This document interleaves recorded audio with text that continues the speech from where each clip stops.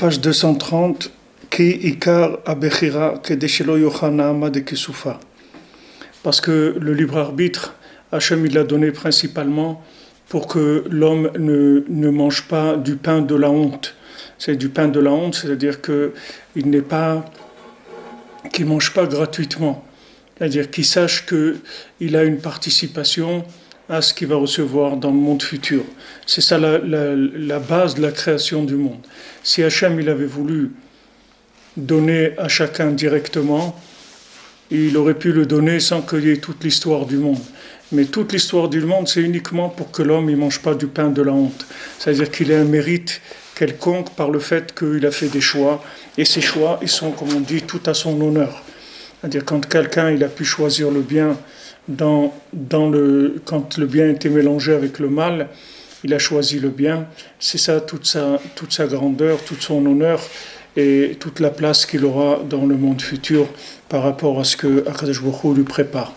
Et si Hachem il avait voulu donner à l'homme tout cadeau, alors ça aurait été le pain de la honte. C'est-à-dire c'est comme quelqu'un, on lui donne à manger parce qu'on a pitié de lui, alors on lui donne à manger, c'est tout. Que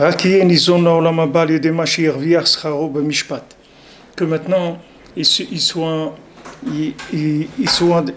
nourri dans le monde futur par ce qu'il a gagné, le salaire qu'il a gagné, Bemishpat, c'est-à-dire avec la justice, c'est-à-dire que ça soit vraiment ce qu'il a mérité dans ce monde.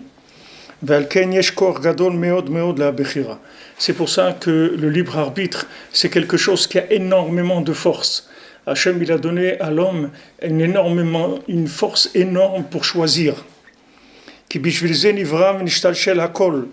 Parce que c'est pour ça que tout a été créé et tout se répercute uniquement par rapport à ça. C'est la base de tout.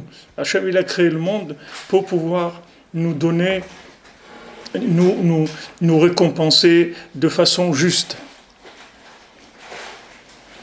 Hakol meresh kol dargin atsof kol dargin hakol bishvila bechira shu bchinat mishpat.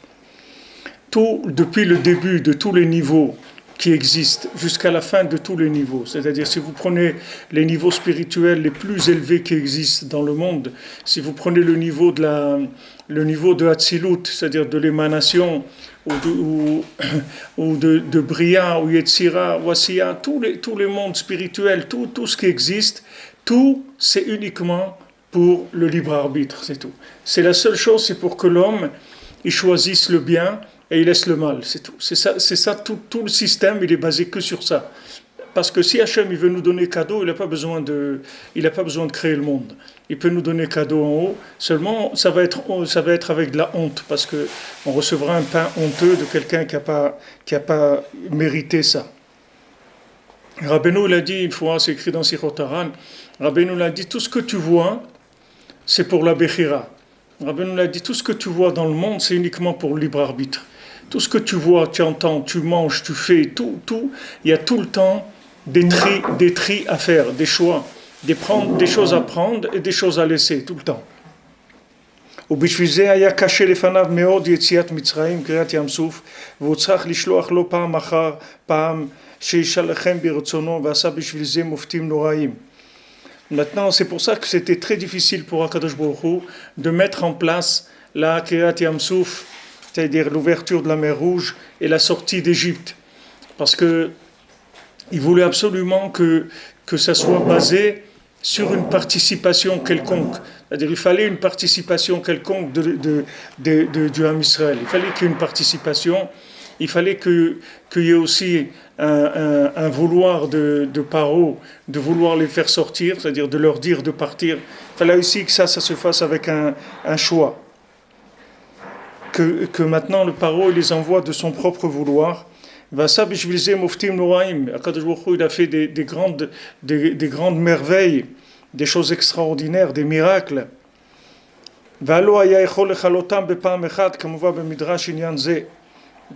Maintenant, Akadosh Baruch Hu, il aurait pu détruire l'Égypte d'un coup. Akadosh Baruch Hu, il n'a pas besoin de faire 10 plaies, il y en a qui disent 50 plaies, il y en a qui disent 250 plaies. C'est pas Hachem, il n'a pas un problème de nettoyer le monde et de faire ce qu'il a à faire. Comme il dit le Midrash, Yecholaya Kadosh Baruch Hu l'Shloach Barak Echad le Mitzrayim. Kadosh Baruch Hu, il aurait pu envoyer en Égypte un barak, c'est-à-dire une seule éclair, un seul tonnerre, et ça y est, c'était fini.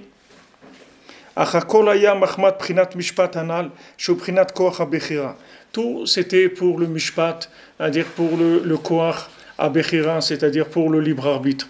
Maintenant, Kadosh Baruch Hu, avec chacun, il se comporte de la même manière. Kadosh Baruch Hu, il envoie un petit peu pour que la personne, elle choisisse. Alors il encourage, il lui donne un petit peu de réussite, un petit peu un petit rayon de soleil, etc. Avec ça, ça va éveiller la personne. Elle va faire des choix plus importants. Elle va dire tiens, allez, on va s'engager, on va faire un peu plus.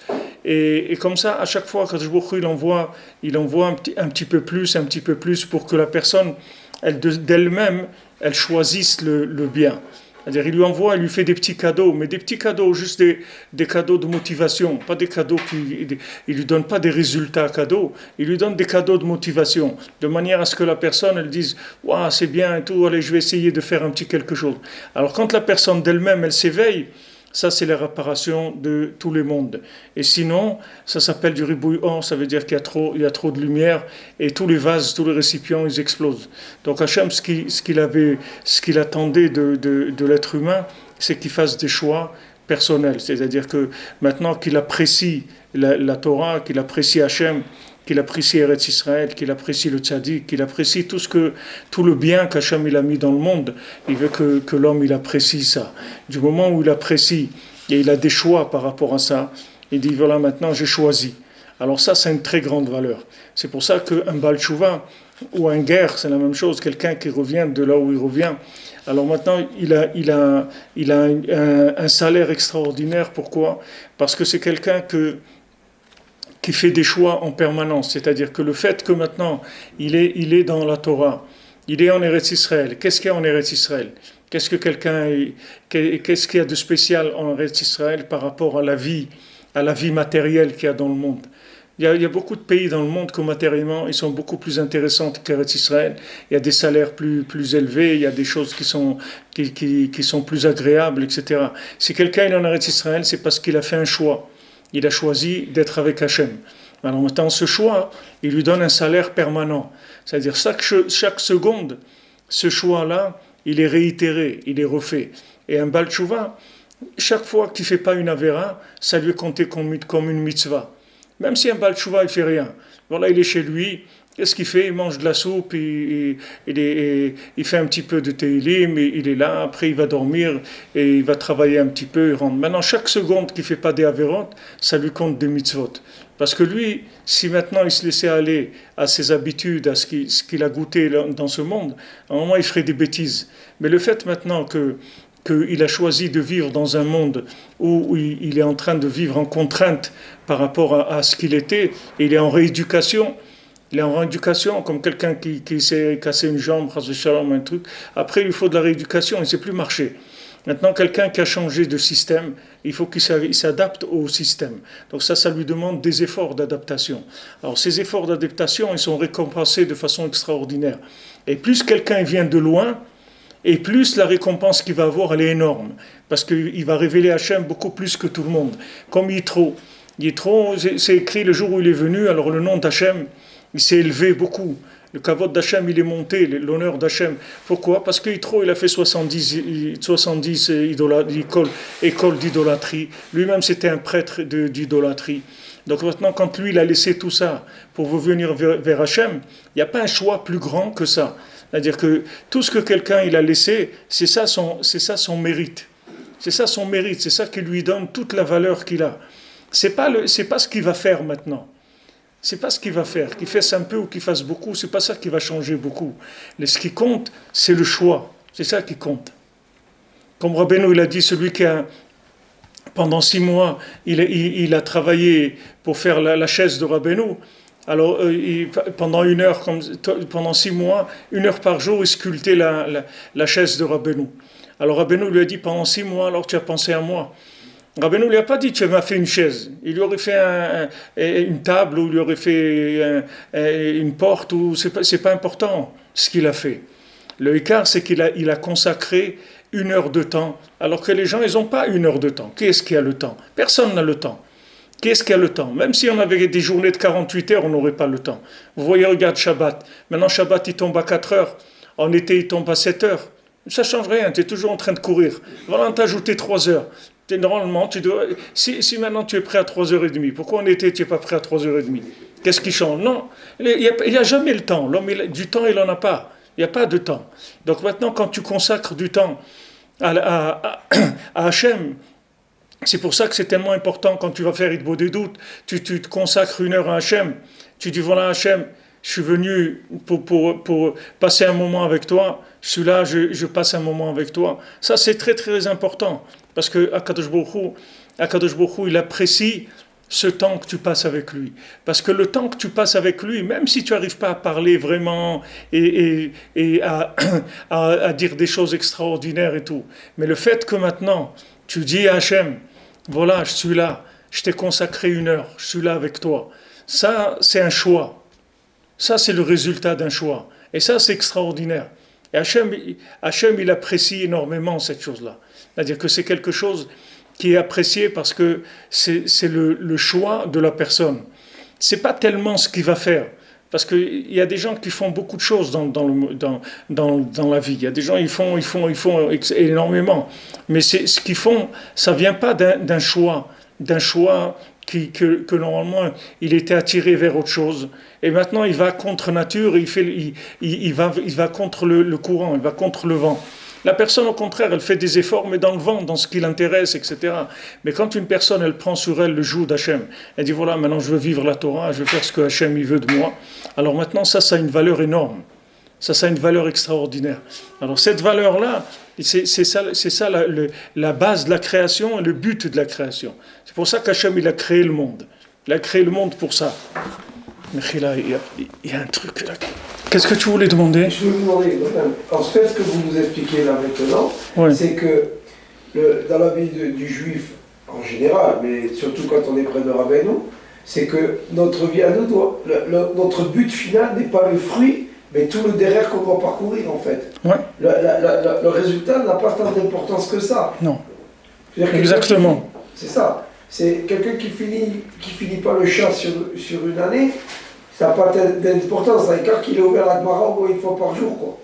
Même s'il n'a pas ouvert, même s'il n'a pas... Le quart, c'est qu'il fait des choix pour progresser, c'est tout. Il fait des choix, là où il est. Tu ne sais pas d'où un bonhomme il sort. Il y a un bonhomme qui vient de 2000 mètres sous terre. Maintenant, lui, il avance 1 millimètre par semaine. Donc, tu ne vas jamais voir qu'il avance. Tu crois qu'il n'avance pas. Mais le bonhomme, il fait des choix, il avance d'1 millimètre. Chaque fois, il avance, sans arrêt, il avance. C'est ça qui est important. Maintenant, il y en a un qui n'est pas 2000 mètres sous terre, il est 10 mètres sous terre et il avance 1 mètre par jour. Donc, tu vas le trouver en quelques années, il va être à 10 km d'altitude. Mais c'est la même chose que celui qui est 2000 mètres sous terre, c'est la même chose. C'est-à-dire que ce qui compte, c'est comme le bras de fer, tu comprends? Ce qui compte, c'est quand tu fais pencher du côté positif, peu importe ton choix, c'est-à-dire que tu peux être, même dans le sport, tu as ça, tu as les poids légers, les poids moyens et les poids lourds. Maintenant, le poids léger, il se bat avec un bonhomme qui est comme lui. Maintenant, si tu mets un poids lourd avec un poids léger, c'est rien du tout, c'est pas du jeu, il n'y a rien. Alors maintenant, celui qui a un poids léger, c'est pas important. C'est-à-dire qu'il va avoir une médaille d'or comme le poids lourd, c'est la même chose. Parce que lui, il se bat avec des choses qui sont à son niveau. Le écart, c'est que chaque pas que tu fais, tu le fais du bon côté, c'est tout. C'est ça qui compte.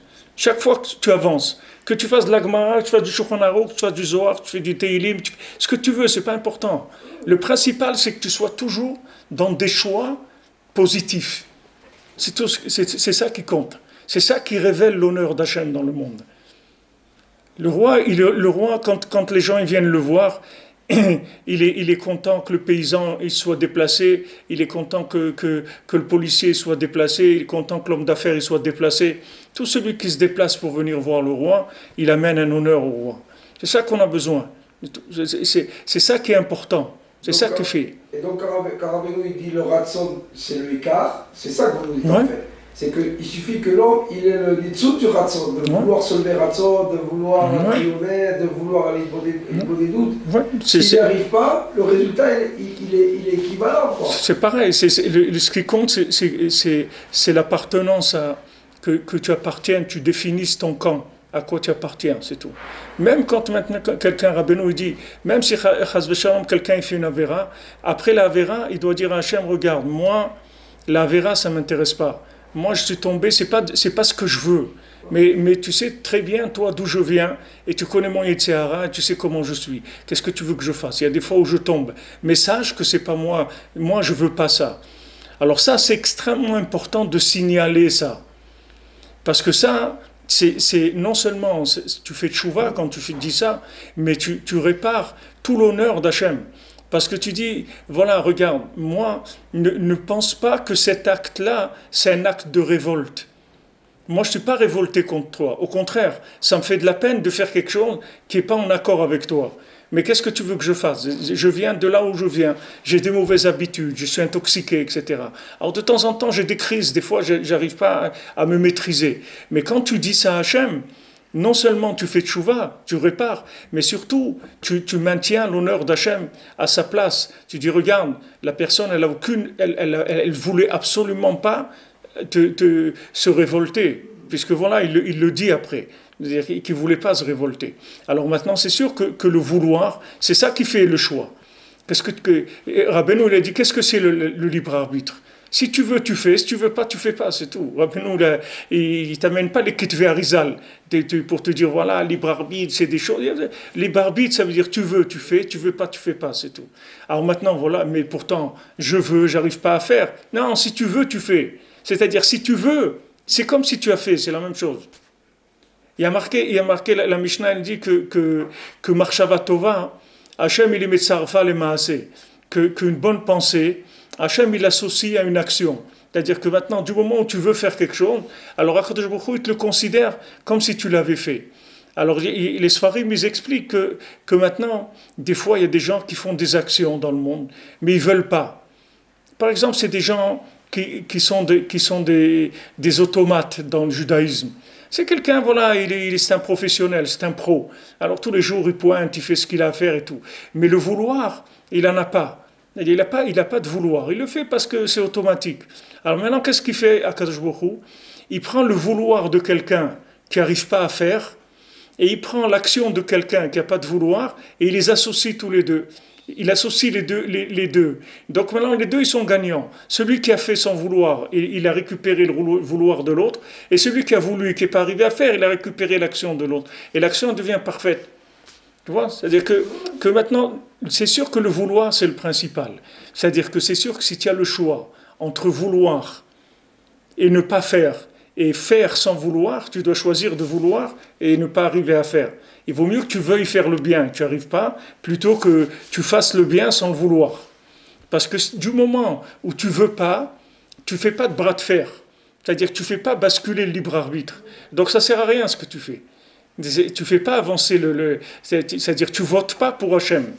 Hachem, il veut que tu votes pour lui sans arrêt.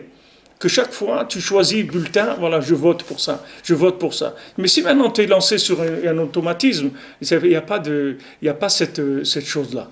Donc maintenant, il y a des tzadikim, ils regrettaient l'époque où ils avaient encore du Yetzirah, parce qu'ils disaient, maintenant on s'amuse, c'est tout, c'est fini, il n'y a plus le piquant de l'action, on se battait pour se lever, trucs et tout. Et maintenant, c'est fini, ils sont arrivés à Ruach HaKodesh, c'est tout, ils sont, bien que Rabbeinu, il n'a pas ça, parce que Rabbeinu, il ne s'est jamais arrêté.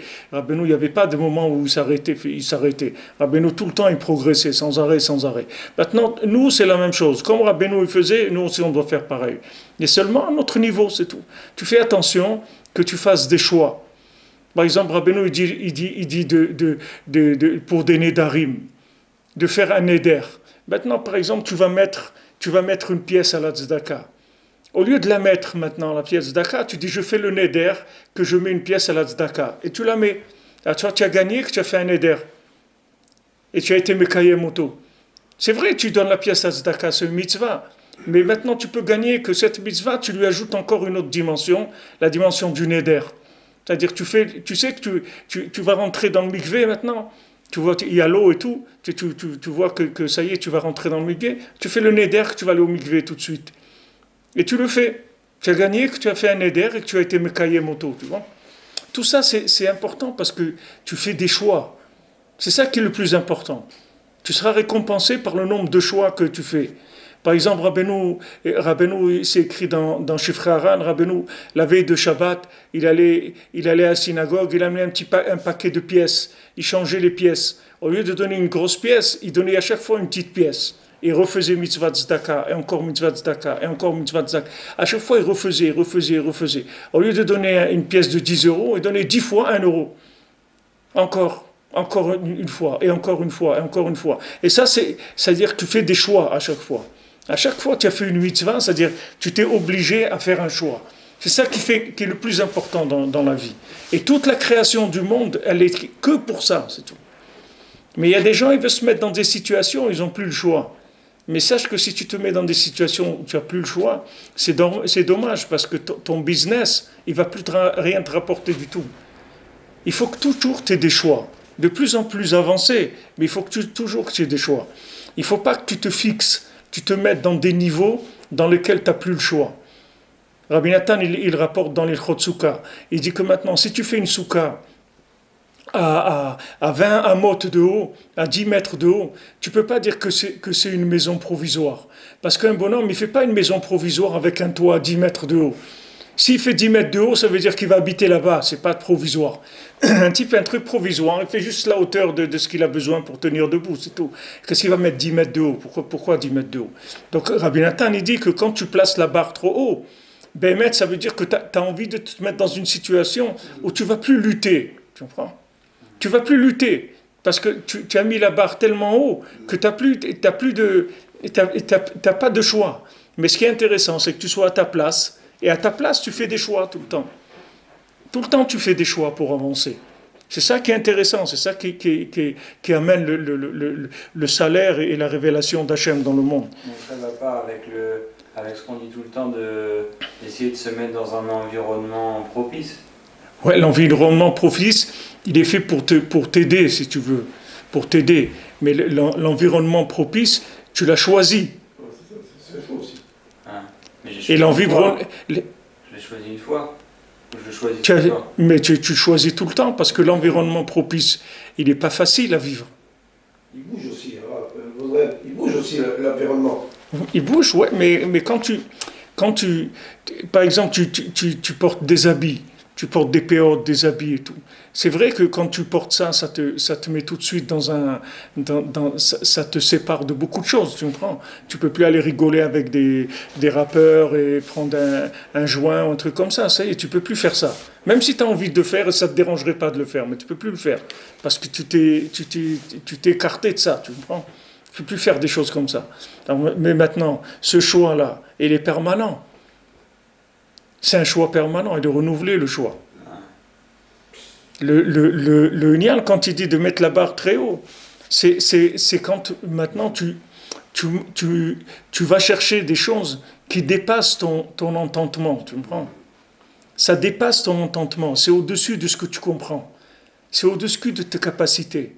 Alors quand tu te mets dans un niveau de compréhension d'Hachem qui est au-dessus de tes capacités, les maasé, ça va te rendre quitte des choix que tu devrais faire. Ça va te rendre quitte. Comme si quelqu'un il se met en maladie, il ne travaille pas. C'est la même chose. Mais au lieu de se mettre en maladie, il se met en super, dans un niveau très élevé. Et avec ça, il est tranquille. Au lieu de faire des petites choses qu'il devrait faire en faisant beaucoup d'efforts, là-bas, il ne va pas faire d'efforts. Parce que ce n'est pas son domaine. Tu comprends? Ce qui compte, c'est que tu sois à ta place, vraiment à ta place. C'est ça qui compte. C'est pas que tu sois ni Moshe Rabbeinu, ni Rav Zusha, ni personne. Tu dois être toi-même, c'est tout. Parce que toi-même, c'est là qu'Hachem t'a mis pour le révéler. Et si tu veux pas être toi-même, alors ton travail ne sert à rien, il ne rapporte pas. Tu es en train de mimer quelqu'un. Mais toi, c'est pas toi. Toi, mets-toi à ta place. Regarde ton Yetzirah, comment il est, etc. Tu te bats et tu avances. C'est tout. C'est pas difficile. Oui, mais quand on est un sorti d'Égypte, un Yotze Mitzrayim, à sa place, ça veut un peu rien dire, parce que Ma place c'est en Égypte, c'est-à-dire les kiffs à la base c'est des kiffs d'Égyptiens. Non, ça c'est pas ta place du tout. Ça c'est pas ta place, l'Égypte c'est pas ta place. Tu n'as rien à faire là-bas, c'est l'exil. Maintenant je parle quand tu es sorti d'Égypte déjà. On ne parle pas de quelqu'un qui est resté en Égypte. Celui qui est resté en Égypte, il est sur la touche, il est au vestiaire. On ne parle pas de ça. On parle de quelqu'un qui est rentré sur le terrain. Que si c'est un gardien de but ou un demi de mêlée ou un je sais pas quoi, et il se met à sa place, c'est tout, c'est là où il va faire son travail. Maintenant que tu es sorti, qu'est-ce que tu vas faire? Maintenant que tu es sorti, tu te mets à ta place, tu travailles, c'est tout, tu prends ton poste de travail, tu travailles. Tu commences par le commencement, et tu travailles, tu avances.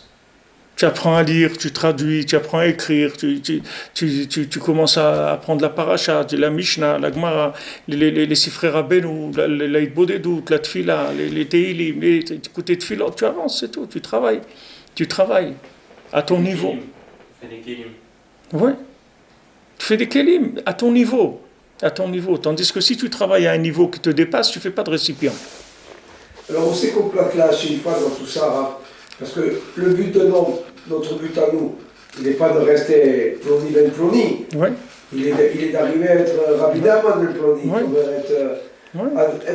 La Sheifa, ça ne fait pas un obstacle à notre marche. La Sheifa, c'est une chose, c'est-à-dire que le fait que tu as un idéal, que tu veux arriver, tu as de l'ambition, d'accord? Ouais. Tu as de l'ambition. Maintenant, avoir de l'ambition et s'imaginer que tu es arrivé, c'est pas la même chose. Tu comprends? L'ambition, ça veut dire que tu as ta place et tu vises plus haut. Ça doit être comme ça. Mais tu as ta place. Tandis que si tu te mets en haut, alors que ce n'est pas ta place, ça ne s'appelle plus de l'ambition. Ça s'appelle du playback, tu comprends? C'est-à-dire de la mimique. C'est pas toi-même. Et tu vois que ça ne marche pas, de toute façon. Que la personne, elle est dans le ribouille or, elle est pas bien dans sa peau. Alors que la personne, si elle se met à sa place, elle va être très très bien. Elle va être très bien, c'est-à-dire elle va travailler détendue, elle va être bessimcha, elle va être contente de faire, quand elle fait une bracha, elle va être contente. Quand de Rabbeinu, elle va être content. Regarde Rabbi Nathan, il est content qu'il ne déchiffre pas les livres de Breslev, qu'il n'est pas un opposant de Rabbeinu. Il est content, Rabbi Nathan, pourquoi? Parce qu'il sait que d'après qui il est, il n'a rien à faire chez Rabbeinu, d'après qui il est. Il sait que c'est un chesed, voilà, il connaît sa place, c'est tout. Si tu sais que c'est un chesed, tu es content. Tu es content de mettre les tefilines, tu es content de faire une bracha, tu es content. Tout ce que tu arrives à faire, tu es content de ça. Maintenant, si tu n'es pas content de ça, ça veut dire que tu crois que ça, c'est déjà acquis, c'est rien du tout. Et maintenant, tu es en train de viser d'autres choses complètement. Ces choses-là, elles ne te satisfont pas. Donc maintenant, si elles ne te satisfont pas, c'est-à-dire que pour toi, ce n'est pas un choix. Pour toi, ce n'est pas un choix. C'est-à-dire ça, on n'en parle plus, c'est réglé déjà. C'est de l'acquis. Alors, ce n'est pas vrai. Alors que c'est pas vrai. Tout ça, il n'y a aucun acquis là-dedans. Tout ça, c'est pas des acquis. À chaque fois, c'est des épreuves que tu dois répéter chaque jour. Et que tu vois des gens qui se pensaient qu'ils étaient arrivés, après ils ont vu qu'ils ne sont pas arrivés du tout. Quand Rabbeinu il a dit, si la prière c'est si tu veux, tu fais, et si tu veux pas, tu fais pas. Moi j'ai toujours compris que ça veut dire que si je fais pas, c'est-à-dire que je veux pas vraiment. C'est faux ça? Oui. C'est faux? Ça veut dire, si tu fais pas, ça veut dire que... Tu veux pas vraiment. Non, si tu fais pas, ça veut dire que tu veux pas faire.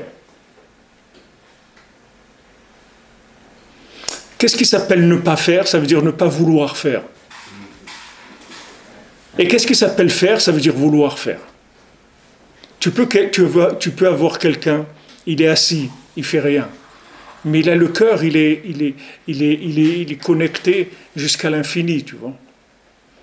Il est connecté à l'infini et il est là, il est branché, il veut, mais il ne peut pas.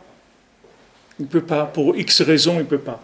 Mais ce qui l'empêche de faire, ce n'est pas un empêchement de vouloir, c'est un empêchement de capacité, c'est un empêchement de pouvoir, ce n'est pas un empêchement de vouloir. C'est un empêchement de pouvoir. Il n'a pas le pouvoir, mais il a le vouloir. Donc quand il veut faire, il a choisi. Quand il veut faire, il a fait le principal. Il a voté pour ça. Il est inscrit dans ça. Donc il a quelqu'un qui met le réveil, ou le téléphone à côté de lui, mais qui ne se réveille pas, il a voulu. Ouais. Par contre, quelqu'un qui va dormir à 9h et qui ne met rien du tout en disant je vais me lever. Ça veut dire que là, il y a son fait, c'est son vouloir en fait. C'est-à-dire que son vouloir, il est pas chalem. C'est-à-dire, tu fais ce que tu peux. Tu mets ton réveil. Et quelqu'un va te dire, mais ça fait des années, tu mets le réveil, tu ne te lèves pas. Tu t'occupes pas de ça. Il y a des tfilotes que Rabbi Nathan il a fait pour se lever à Chatzot. Tu fais une petite tfila, tu n'as pas besoin de faire tout. Tu veux faire tout au Shrecha, mais fais au moins une tfila et tu mets ton réveil, et c'est tout. Maintenant, si tu te lèves pas, tu te lèves pas. Le pouvoir, il n'est pas à toi. Le pouvoir, il est à Hachem. Mais en tout cas, ce qui est sûr, c'est que si tu fais une tfila et tu mets ton réveil, tu finiras par te lever à Chatzot tous les soirs. Ça va prendre 1 an, 5 ans, 10 ans, 20 ans, 30 ans, mais un jour, tu vas faire, ça va devenir chez toi, parce qu'une fois, ça va rentrer. La pièce, elle va rentrer dans la machine. Une fois, la ciment, il va tomber. La pièce, elle va rentrer. Pour l'instant, tu tiens le coup, tu veux. Tu t'attaches à la chose, tu ne la lâches pas, et après, tu vas voir que ça va se faire. À la fin, la chose, elle va se faire. Il n'y a pas Mais le choix, il est dans le vouloir, c'est tout. C'est pour ça que la préparation de la mitzvah, elle est plus grande que la mitzvah. Parce que dans la préparation de la mitzvah, tu vas voir qu'est-ce que la personne, comment elle voit la mitzvah. C'est pas quand elle l'a fait. Quand elle l'a fait, elle l'a fait. C'est de l'action. Mais comment il a préparé, c'est ça qui va montrer l'importance de la chose. Comme un mariage, quelqu'un il se marie, qu'est-ce que c'est mariage? La choupa, il y a une bague, Mazal Tov, les brachot, et c'est tout, ça c'est le mariage. Mais maintenant, s'il a pris un traiteur à 200 € le repas, ou à 2 € le repas, s'il met des sandwichs et qu'il fait ça dans une tente, c'est pas comme s'il a pris une salle, il n'a pas considéré de la même manière comment il a préparé la chose.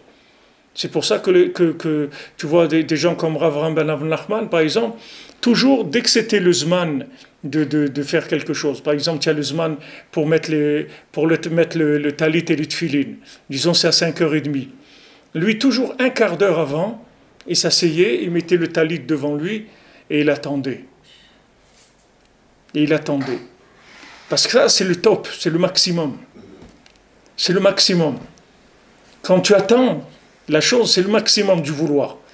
Il n'y a pas un plus grand vouloir que la capacité d'attendre.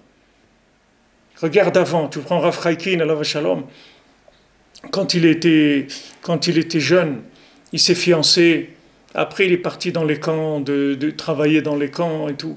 Et je ne sais pas combien de temps après qu'il soit fiancé, il s'est marié, 2 ans ou 3 ans, ou je ne sais pas combien, ou 5 ans, je ne sais pas combien. Il y a beaucoup d'années qui sont passées entre le moment où il s'est fiancé et le moment où il s'est marié. Mais aujourd'hui, ça n'existe pas, ça. Aujourd'hui, ça n'existe pas. Les gens, quand ils se fiancent, c'est 2 mois, 3 mois, 6 mois. Les gens qui attendent 1 an, c'est déjà énorme. C'est-à-dire, il n'y a pas de capacité d'attendre. Mais moins tu es capable d'attendre, plus ça veut dire que ton vouloir, il est faible. Toi, tu crois que c'est le contraire. Mais c'est pas comme ça que ça... Toi, tu crois que quand la personne, elle fait tout de suite, ça veut dire qu'elle a un super vouloir. C'est pas vrai. Celui qui a le plus grand vouloir, c'est celui capable d'attendre. Il est capable d'attendre. Et pendant cette attente-là, c'est extraordinaire parce que tu fais de la connexion avec la chose. Tu vois la chose venir. Tu vas l'apprécier. Quand elle arrive, c'est quelque chose d'extraordinaire. Celui qui a attendu, qu'est-ce qu'ils faisaient les Chassidim Arishonim? Ils attendaient 1 heure avant la tfila. Ils se mettaient en place. 1 heure avant la tfila, ils étaient là. Ils se mettaient à leur place. Et ils se connectaient, c'est tout. Après, quand ils commencent sa tfila, c'est autre chose. Mais celui qui arrive juste au début, à la moitié, comment tu veux qu'il fasse? Ça y est, la chose, c'est difficile de prendre le train en marche et de vouloir en même temps. Très difficile. Normalement, tu dois aller tout le temps vers la chose en t'approchant doucement, doucement. Plus tu vas aller doucement au début, plus tu vas monter. Plus tu es capable de maîtriser, plus tu vas monter. Ça veut dire que ton vouloir, il est tellement grand que tu n'as aucun doute sur la chose. Tu n'as aucun doute que c'est ça que tu veux. Donc tu es tranquille, ça ne te prend pas la tête, parce que tu sais que c'est ça que tu veux. Donc après, tu avances doucement, doucement, pas de problème.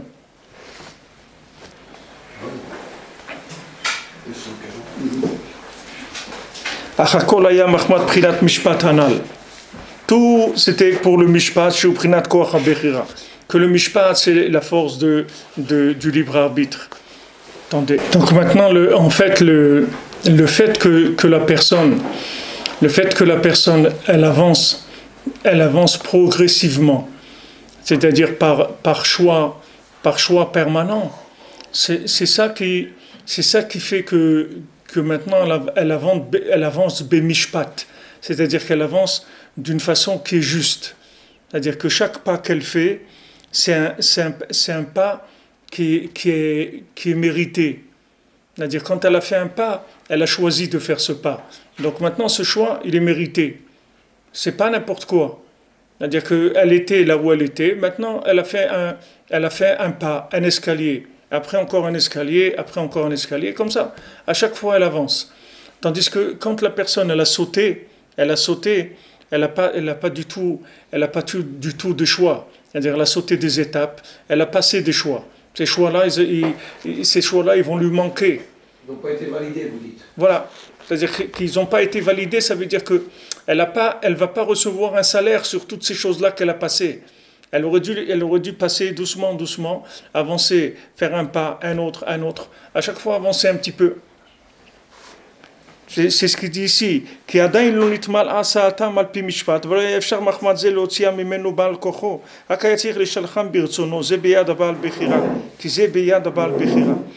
que maintenant, si maintenant la personne elle a fait tellement de bêtises que d'après le jugement, Pharaon il est condamné. Et donc Hachem il dit bon, maintenant vous êtes condamnés, c'est terminé. C'est-à-dire que je vous tue à tous et vous sortez et mon peuple y sort. Mais c'était pas comme ça. C'est-à-dire que le jugement, il n'était pas encore arrivé à ce que clairement ceux-là ils vont être éliminés et ceux-là ils vont être sauvés. C'est-à-dire le jugement, il n'était pas arrivé à ça. C'est-à-dire tout ce que Hachem il a fait, c'est qu'il a amené des choix, comme il fait maintenant. Tu vois maintenant ce qui se passe dans le monde. Qu'est-ce qu'Hachem il a à faire que l'ONU vote ou ne vote pas Mais Hachem il veut que les nations, elles expriment vraiment leur choix. C'est-à-dire qu'on est contre Israël, on est contre la Torah, on est contre le monde du temple, on est contre le Beth Amikdash. Il veut que ça soit répété, ça soit signé, ça soit officialisé. Et une fois que le jugement il va tomber, alors ça y est, ça va être terminé. Comme Paro, Hachem il vient et lui parle. Gentiment. Il dit même à Moshe Rabbeinu, il dit attention, Paro, c'est un roi. Tu fais attention quand tu parles avec lui. Tu lui parles avec kavod, tu fais attention avec lui, tu lui parles pas comme n'importe qui. Donc Moshe Rabbeinu vient et lui dit voilà, je suis venu, c'est le Dieu des Juifs, il demande que tu libères son peuple, etc. Ok.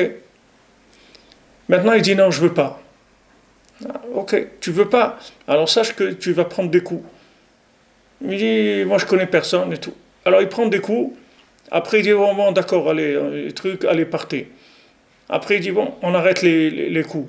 Arrête les coups et retourne, et recommence encore. Il dit, non, je vous laisse pas partir. Comme ça, à chaque fois. Jusqu'à qu'à un moment, ces choix négatifs, ils sont arrivés à un tel niveau que maintenant, la libération, elle est imposée par Hachem. C'est fini. Parce que normalement, Paro, il avait un pouvoir sur eux. Puisque maintenant, Hachem, il a dit à Abraham Avinu, ils vont rester 400 ans en Égypte. Ah, maintenant, au bout de 210 ans, ils sont fatigués, ils ne peuvent plus tenir. Ça, c'est leur problème. Mais le contrat, c'est 400 ans. Donc, Paro, il devait normalement maintenir le Ham Israël 400 ans chez lui. Il avait 400 ans à ce qu'ils soient ses esclaves. C'est la loi, ça. C'est un décret qu'Hachem, il a fait.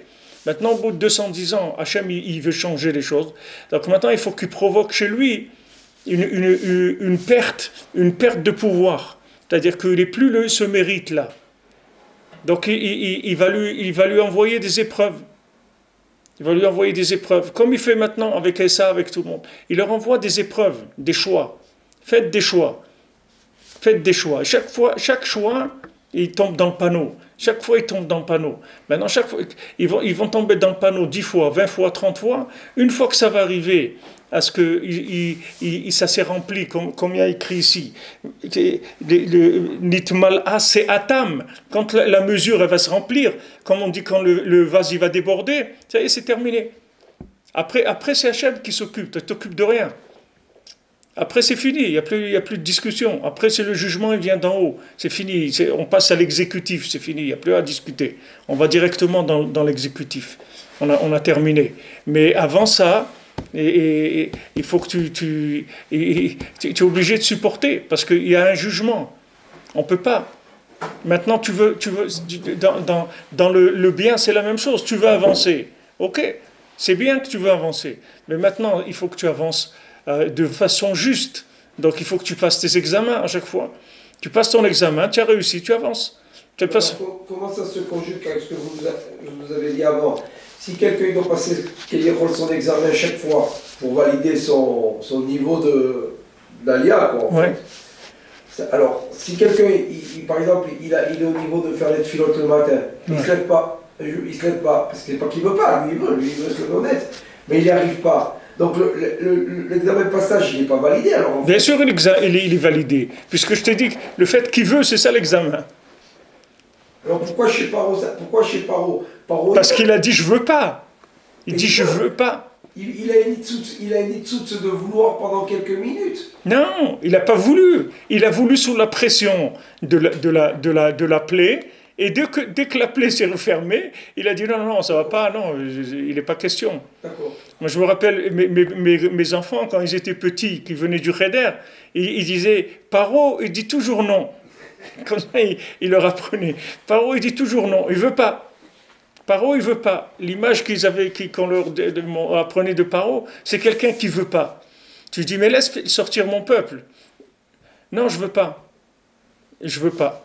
Il dit, attends, tu veux pas, on va te mettre des coups. Ok, mets des coups. Il dit, non, bon, ok, ça y est, arrête tout ça, je peux plus. J'en peux plus, allez, dégagez, truc et tout. Mais c'est pas qu'il veut. C'est que la pression, elle fait qu'il lâche. Mais la pression, quand on te fait signer sous pression, ça sert à rien, c'est pas valable. Si maintenant quelqu'un, Chas de Shalom, il a reçu un coup, et à cause de ça, il se rapproche d'Hachem, il commence à se tenir à carreau. Il n'a rien fait, parce que c'est le coup qui lui fait faire ça. Une fois que l'effet du coup il va passer, on va voir qu'est-ce qu'il va faire. Est-ce que maintenant, lui-même, il va réaliser de par lui-même? Mais si c'est dans l'effet de la peur, de la contrainte, des coups, tout ça, ça ne sert à rien. C'est-à-dire, il n'a rien fait de lui-même. Lui-même, tu lui enlèves les coups, il te dit, laisse-moi tranquille, moi, je n'ai pas envie de ça.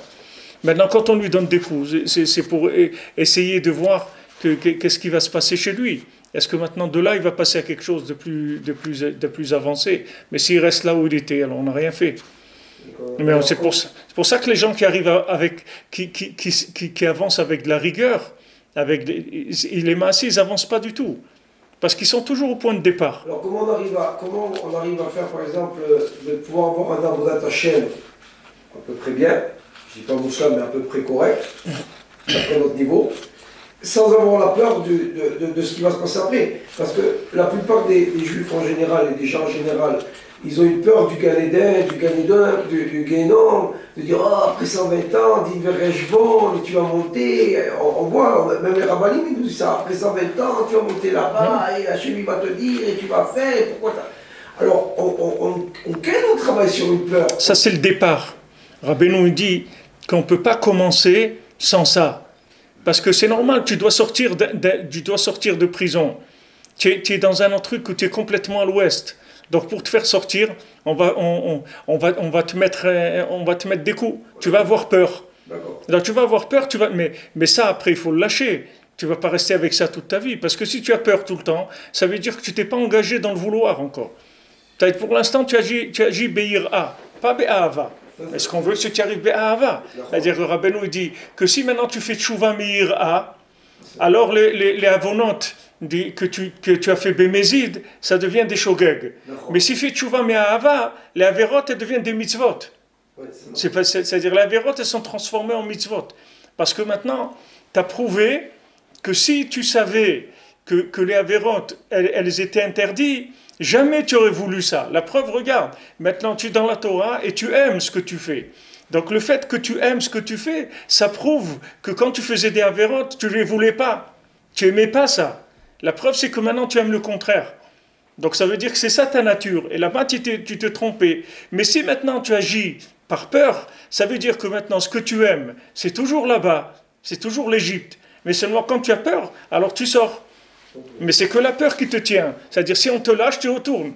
Tu comprends? Si tu as plus peur, tu vas retourner. Parce que c'est pas l'amour qui te tient, c'est la peur.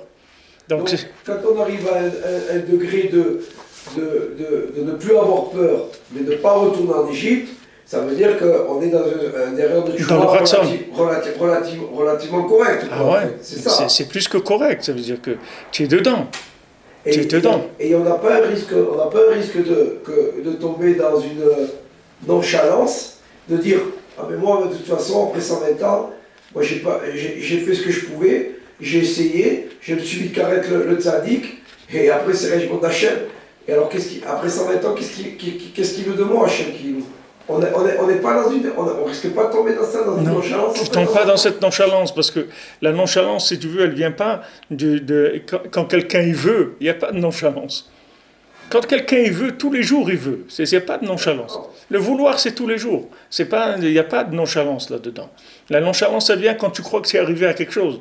Mais la nonchalance, si tu veux, elle vient Mais le vouloir, ça n'a rien à voir avec la nonchalance. La nonchalance, c'est quand tu t'arrêtes. Tu crois que ça y est, voilà, bon, Hachem, je fais Shabbat, j'ai mis mes tefilines, tout, je suis tranquille, j'ai fait ce qu'il y avait à faire. C'est-à-dire, mais Rabbeinu, il dit, c'est pas ça, nous, on ne veut pas s'acquitter. On veut faire et faire et faire sans arrêt, on veut s'élever sans arrêt.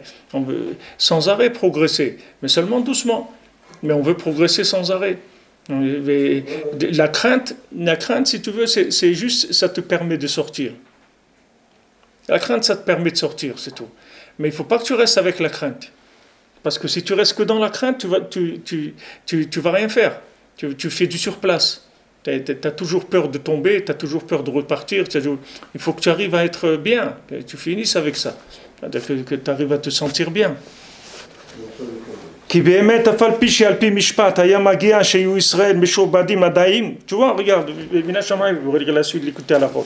Il dit que d'après le Mishpat, normalement, il devait rester Israël Mishur Badim encore, puisque c'était 400 ans l'addition. Aval Paro Mitzraim bevadai asu imaim shelo kamishpat.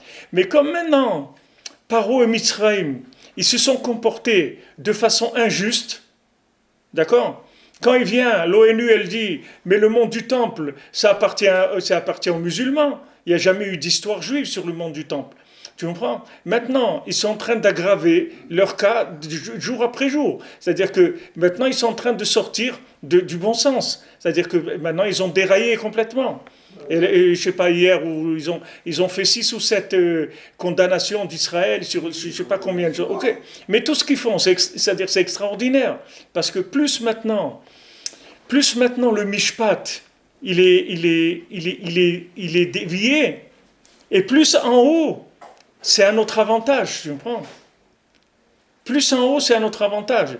Plus Esav, il fait des choses injustes, et plus à nous, le petit peu de bien qu'on fait, il monte, tu comprends? C'est-à-dire qu'on est gagnant, nous, de ça.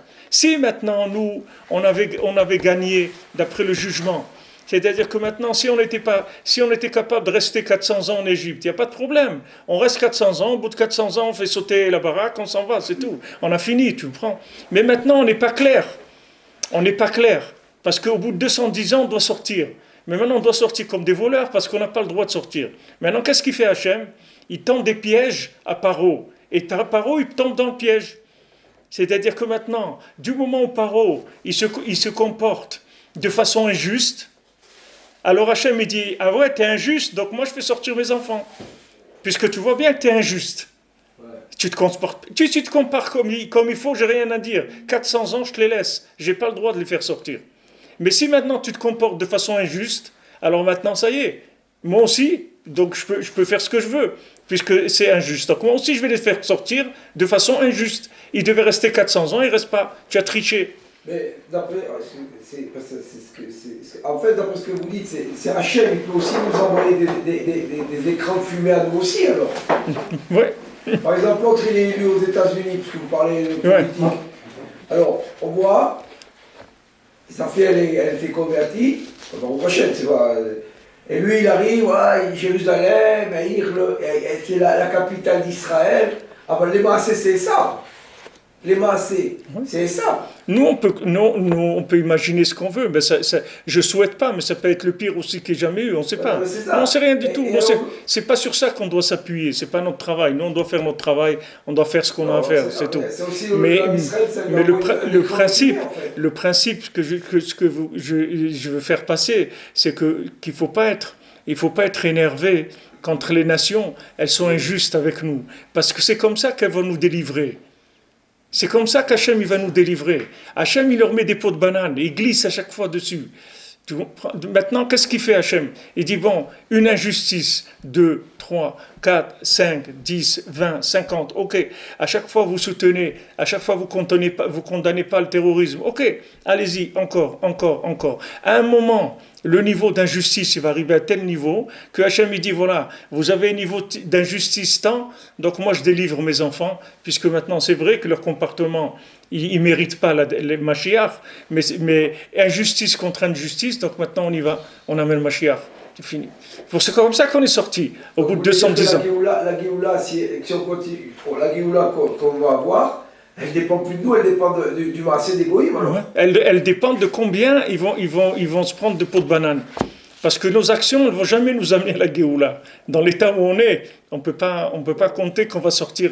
On va pas sortir Beïta, comme on dit. On va pas sortir dans le moment. C'est sûr qu'on ne pourra pas tenir. Hachem, il veut accélérer les choses.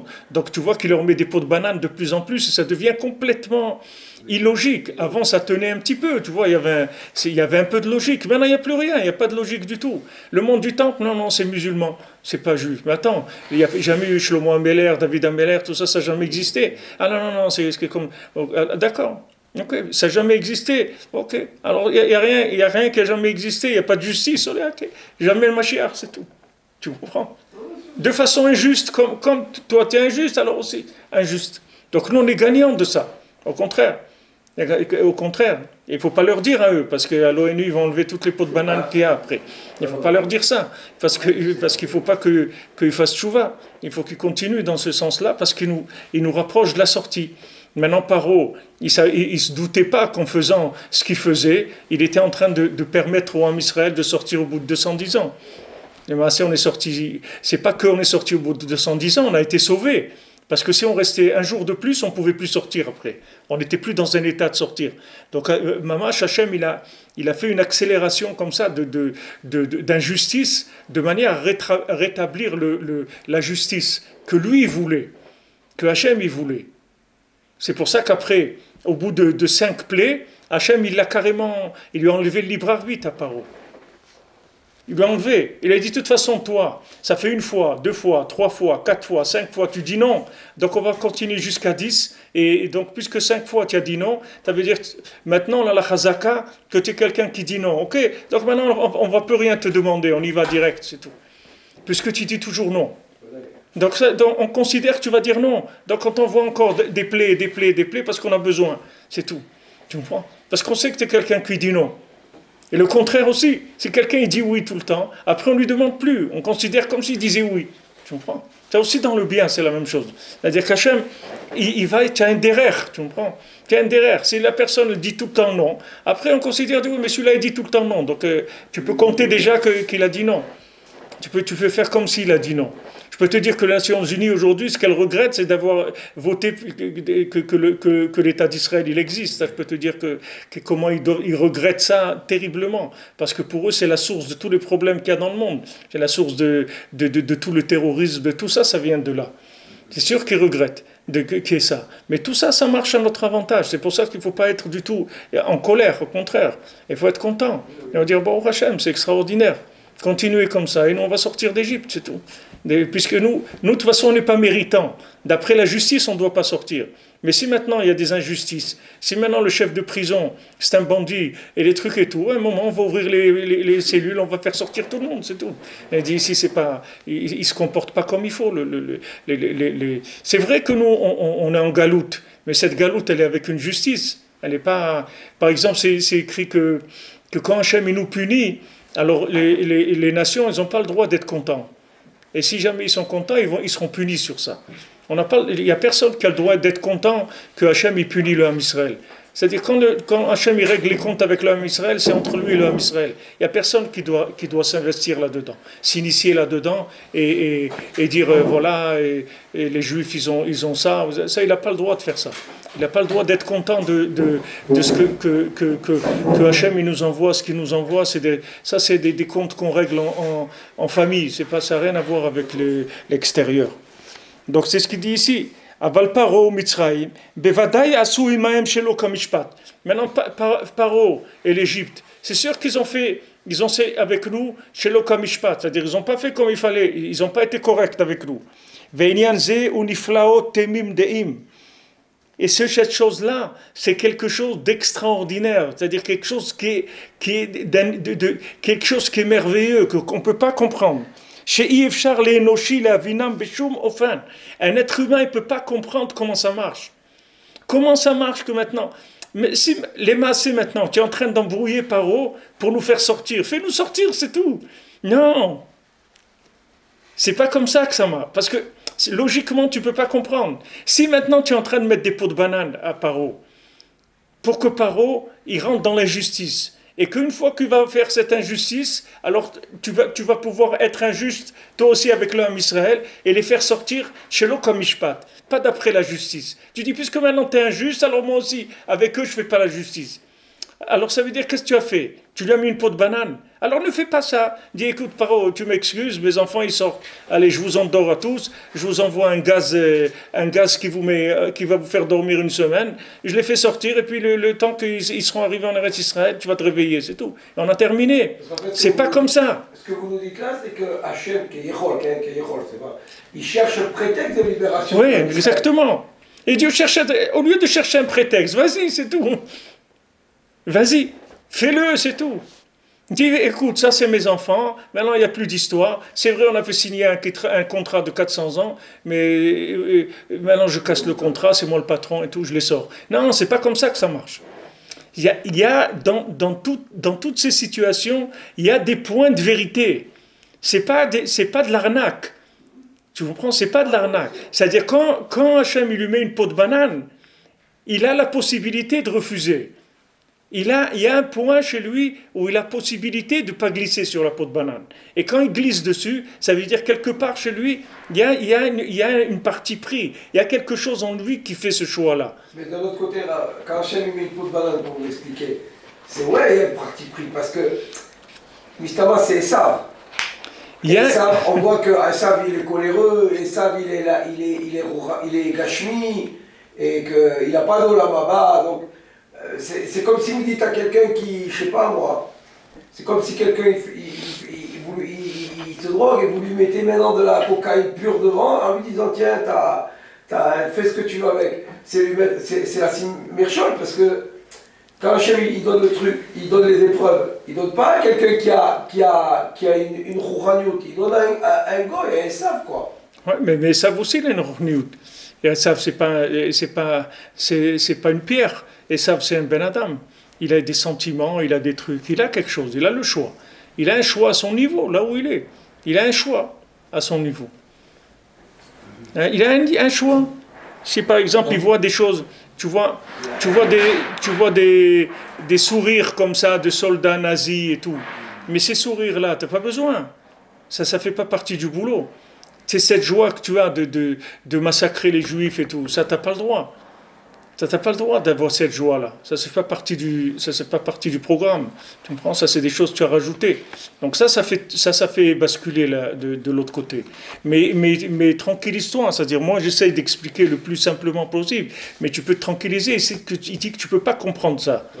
Tu ne peux pas comprendre. C'est-à-dire, comment Hachem, en même temps, si tu veux, il les embrouille, et en même temps, il ne les a pas embrouillés du tout. Tu comprends? C'est-à-dire que c'est en même temps une peau de banane, mais en même temps, non. En même temps, il y a un choix quelque part. Mais on ne peut pas comprendre comment ça fonctionne. Parce que nous, on a l'impression que ça y est, c'est passé dans quelque chose où Hachem, il fait... Non, Hachem, il lui a donné le choix, et il lui prouvera qu'il avait le choix. Et dans le petit choix qu'il avait, il a choisi le mal. À son niveau, tout petit, mais il est rentré dans l'injustice. de son propre choix. Mais ça, on ne peut pas comprendre, parce qu'on ne comprend pas comment Hachem, il arrive en même temps à mettre des pots de bananes, et en même temps, il dit non, c'est toi qui as voulu faire ça. C'est-à-dire, tu as voulu ou tu n'as pas voulu? Non. Comme on dit, c'est le sot de la Bechira, le sot du libre arbitre. C'est-à-dire qu'avec avec Bilam, Bilam, il demande à Hachem, il dit, Balak, il est venu me chercher. Qu'est-ce que je fais? Hachem lui dit, tu ne vas pas avec lui. Ok. Hein? La première fois, il ne va pas. Non, il ne va pas. Hachem lui a dit, tu ne vas pas. Ok, il ne va pas. Maintenant, il revient, Balak. Alors Bilam, il demande à Hachem, qu'est-ce que je fais? Voilà, il est venu et tout. Hachem lui dit, vas-y. Mais quand Hachem lui dit, vas-y, après, il peut pas venir dire à Hachem, tu m'as dit vas-y. Il peut pas. Pourquoi? Parce qu'Hachem il lui a dit déjà la première fois. Il lui a dit ne va pas. Donc il sait ce qu'il veut Hachem. Maintenant la deuxième fois, il sait plus annuler à Hachem. Maintenant il essaye de faire passer son truc. Tu comprends? Alors Hachem il joue le jeu avec lui à fond. Il dit pas de problème, vas-y.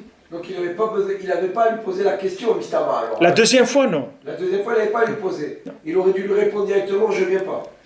Il n'y avait pas de question à poser. C'est-à-dire que quand Balak il est venu, il dit, je t'ai déjà dit, Hachem il ne veut pas. Ça y est, on a réglé. Ah, maintenant tu reposes la question, ça veut dire maintenant tu veux faire ce que tu veux toi. Alors vas-y, c'est tout. Et ça je le dis tout le temps. Quelqu'un te demande une question, il te dit, qu'est-ce que je dois faire, ça ou ça? Alors tu lui dis, ah, tu fais ça. Après, il repose la même question.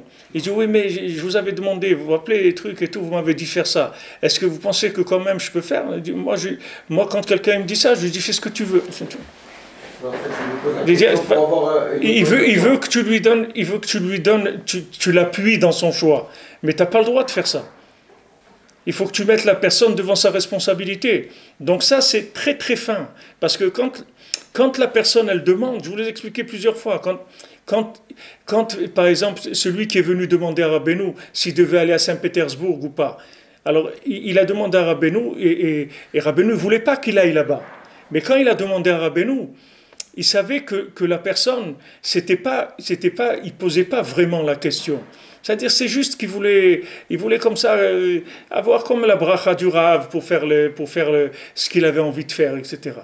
Donc Rabbeinu ne lui a pas répondu. Il a dit, regarde, tu vas entrer dans une pièce, et tu vas faire que le oui et le non, ça soit pareil pour toi. Que d'aller à Saint-Pétersbourg ou de ne pas aller, c'est pareil pour toi. Et après, la première chose qui te vient à l'esprit, tu le fais. Alors comme lui voulait aller, donc la première chose qui est venue à l'esprit, c'est d'aller, et il est parti. Mais Rabbeinu ne voulait pas qu'il aille. Rabbeinu ne voulait pas. Mais la façon dont il a posé la question, c'était déjà quelque chose qui allait pas. C'est-à-dire, dans sa façon de demander, il avait déjà sa propre idée des choses. Il voulait déjà quelque chose. C'est pas quelqu'un qui était venu et qui a dit, voilà, dites-moi ce qu'il y a à faire, je le fais. Mais ce qu'il y a à faire, je te l'ai dit déjà. Et alors on peut voir ça aussi sur Rabbi Aaron Mibrekel, pour Rosh Hashanah, quand il lui dit... La même chose. Quand il lui dit, est-ce que je dois partir, je dois rester, ça veut dire que Rabbi Aaron, il ne veut pas rester à Rosh Hashanah, Mistama. Il a son fait de rester ou pas. On peut voir la même... C'est la même chose. C'est-à-dire le choix, il n'était pas clair. Il n'avait pas tranché. Comme c'est expliqué cette chose-là chez les gens, les philosophes.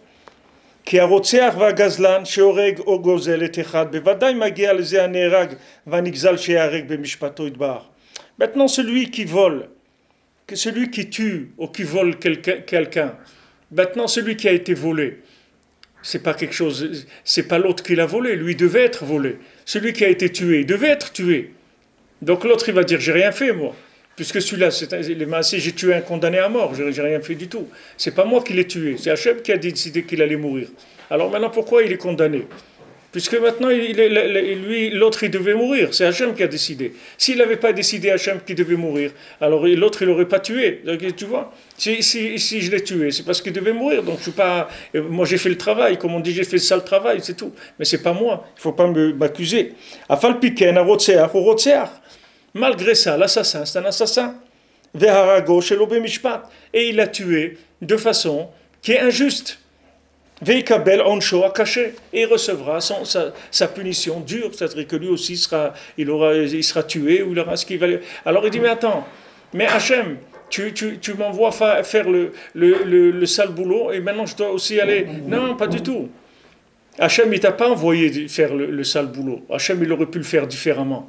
C'est ce qui répond le petit enfant de, je ne sais pas si c'était Hana, que quand maintenant il a tué tous ses enfants, l'empereur romain, il a tué tous ses enfants. Maintenant il restait un. Alors Hérode, il restait un enfant. Alors il a dit, Hérode lui a demandé, il lui a dit, je t'en prie, je ne veux pas te tuer, mais maintenant par rapport à ma justice, mon peuple et tout, je ne peux pas laisser faire ça. Tu dois te prosterner à la Vodazara. Alors voilà, je vais faire semblant, juste je vais jeter ma bague par terre, je vais la faire tomber, et toi tu vas te baisser pour la ramasser, et ça sera interprété comme si tu étais prosterné. Et le petit dit non, je ne veux pas. Non, je ne vais pas me prosterner. Je ne veux pas faire semblant de prosterner, je ne veux pas du tout. Alors Hérode lui dit, mais espèce d'idiot, je vais te tuer. Tu ne comprends pas que je vais te tuer. Alors lui, l'enfant, il lui répond comme ça, il lui dit, regarde, que moi je dois mourir, ça c'est Hachem qui a décidé. Maintenant, c'est pas comme la question que tu dois te poser, c'est pas de dire que moi je suis un idiot, que si je me prosternais, je pourrais être sauvé. Parce que moi je ne vais pas être sauvé. Si Hachem il veut que je meure, Hachem il a des centaines de façons de me tuer. Maintenant la question que tu dois te poser, c'est pourquoi il t'a choisi à toi pour me tuer. C'est ça le problème. Et tu sais pourquoi il t'a choisi à toi? Parce qu'il te déteste tellement qu'il veut faire monter l'injustice à un niveau où après il va te massacrer de façon terrible. C'est pour ça qu'il fait ça. Regarde, le petit enfant de 3 ans, il lui a dit ça à Hérode. Il lui a dit, c'est comme ça que tu dois réfléchir. C'est pas que tu dois dire que moi je suis un idiot, si je me prosterne, je vais pas être tué. C'est pas ça. Tu dois te dire pourquoi toi, on t'a donné ce travail à faire. C'est ça que tu dois te poser comme question. Et là, tu verras que c'est toi qui es coupable. C'est pour ça qu'on t'a donné ce travail, d'exécuter. Comme qu'il y a écrit dans la Torah pour le Ma'aké, que tu dois faire un Ma'aké, c'est les Gagecha. C'est une mitzvah tassée de la Torah, que tu dois mettre une barrière dans ton toit.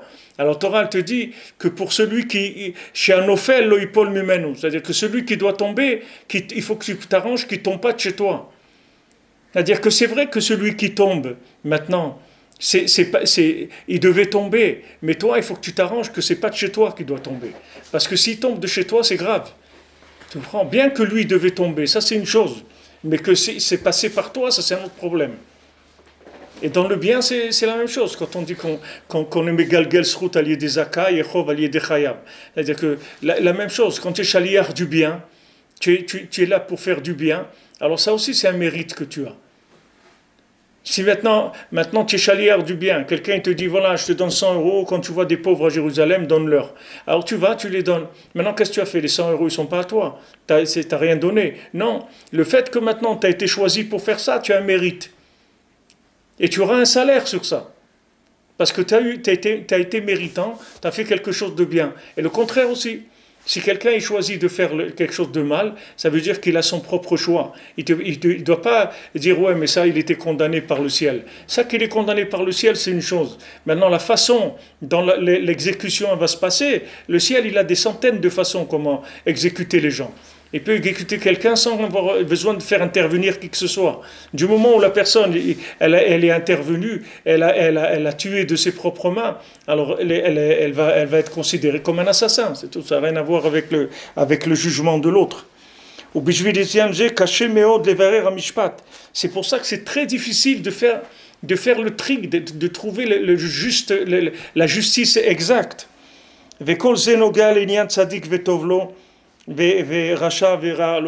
C'est-à-dire, tout ça, ça touche le lien de pourquoi les tzadikim, il leur arrive des problèmes. Pourquoi quelqu'un monte en Eretz Israël et que maintenant il lui arrive des problèmes. Voilà le petit Aaron et comment il s'appelle, Aaron Benita, là, les jeunes Aaron Benita, la Vachalom. Voilà un jeune, un tzaddik, maman, je suis venu ici au Shiurim et tout, un bonhomme nifla, et père de famille, il était Ouman à Rosh Hashanah et tout, il rentre, il passe dans la vieille ville, il se fait assassiner, tu comprends, de façon tellement horrible. Alors va comprendre ça maintenant. Va comprendre des choses, va dire, voilà, il a été à Ouman, c'était un homme shomer Torah en mitzvot, et un homme tellement bel chesed, gentil, il étudie la Torah tous les jours, et il est mort assassiné comme ça de façon terrible. Va comprendre, tu peux rien comprendre du tout. Tu peux pas comprendre le mishpat d'Hachem. Tu peux pas comprendre pourquoi ça. Alors qu'il y a des gens qui n'étaient pas Ouman à Rosh Hashanah, qui font pas la Torah, qui arnaquent les autres toute la journée, qui mentent, qui font des bêtises et tout, ils sont vivants, ils n'ont pas été tués. Et celui-là, c'est un tzaddik, alors où est la justice? Tu ne peux pas comprendre. Ce pas des choses que tu peux comprendre. Tu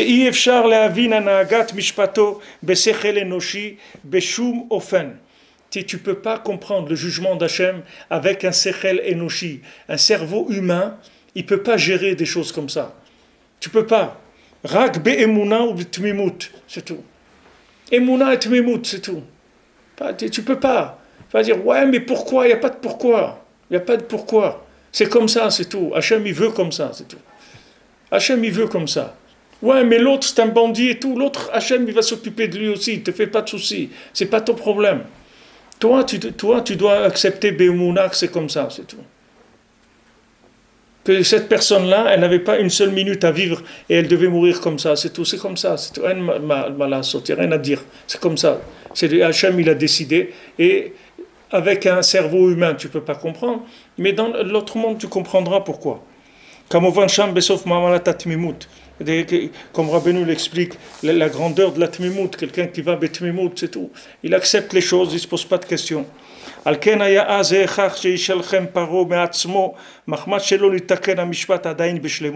Donc c'est pour ça qu'on avait besoin que ce soit Paro lui-même qui les envoie. Parce que le jugement, il n'était pas encore clair. Il n'était pas encore arrivé au bout. Donc on avait besoin d'une participation de la partie adverse pour pouvoir faire la chose. C'est-à-dire on avait besoin que Paro lui-même il dise « Allez-y, partez ». Il fallait qu'il sorte ça de sa bouche. On avait besoin de ça pour que le jugement il soit juste, si on veut. Il fallait amener Paro à dire lui-même « Allez-y, partez ».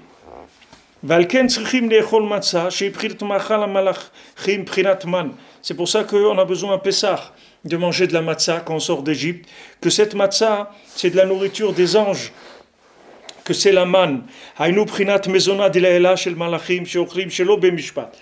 qu'on doit manger maintenant de la nourriture, qui n'est pas une nourriture de mishpat, c'est la manne, c'est la nourriture des malachim. Ce n'est pas du tout une nourriture qu'on a méritée. C'est un cadeau du ciel. Pourquoi? Parce que maintenant, comme on est sorti de façon qui n'était pas juste, donc Hachem ne peut pas nous nourrir avec de la nourriture qu'on a obtenue de façon juste. Hachem est aussi obligé de nous donner la nourriture des gens qui n'ont pas le libre arbitre, puisqu'on est sorti maintenant pas de façon juste. C'est-à-dire qu'il y a eu un trafic pour nous faire sortir. On a faussé le jugement. Donc maintenant, on ne peut pas nous donner à manger de façon juste. C'est-à-dire ce qu'on nous donne, on est assisté. On nous considère comme des gens assistés, qu'on les a fait sortir, mais normalement, ils ne devaient pas sortir. Donc on leur donne du manger des anges. Et ça, c'est les merveilles de la miséricorde d'Hachem. Hachem nous a donné l'ordre de manger de la matzah, de manger de la galette, que à Pessah on soit nourri avec de la nourriture des mondes supérieurs, qu'on recevoir ça, bien que maintenant d'après le jugement, on peut pas recevoir de la nourriture. On n'a pas le droit à la nourriture. Alors Hachem, il prend de la nourriture des anges et il nous donne. C'est-à-dire, ce n'est pas une nourriture méritée. C'est une nourriture gratuite comme il fait en haut. Comme les anges qui sont nourris gratuitement.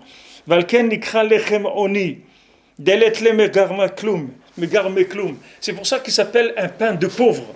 Parce que c'est un pain de mendiant. Ce n'est pas un pain de quelqu'un qui a mérité. Al-Akhma Ania, ce pain de pauvre. C'est-à-dire, le pain, il est pauvre. C'est-à-dire, c'est de la matzah, mais aussi c'est le pain des pauvres.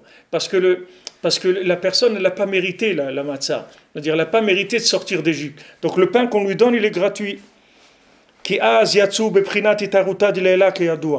que quand on est sorti d'Égypte, on est sorti avec un éveil d'en haut seulement, par l'initiative d'en haut. Au début, Hachem il a voulu créer le monde avec la rigueur. Ou bedin, uniquement avec mishpat et din. Pourquoi? Maintenant, pourquoi? Parce qu'il voulait que les gens aient le choix. Il ne voulait pas switcher sur deux systèmes. Hachem, il voulait un système. Tu bosses, on te récompense. Tu bosses pas, il n'y a rien, c'est tout. C'est ça le système.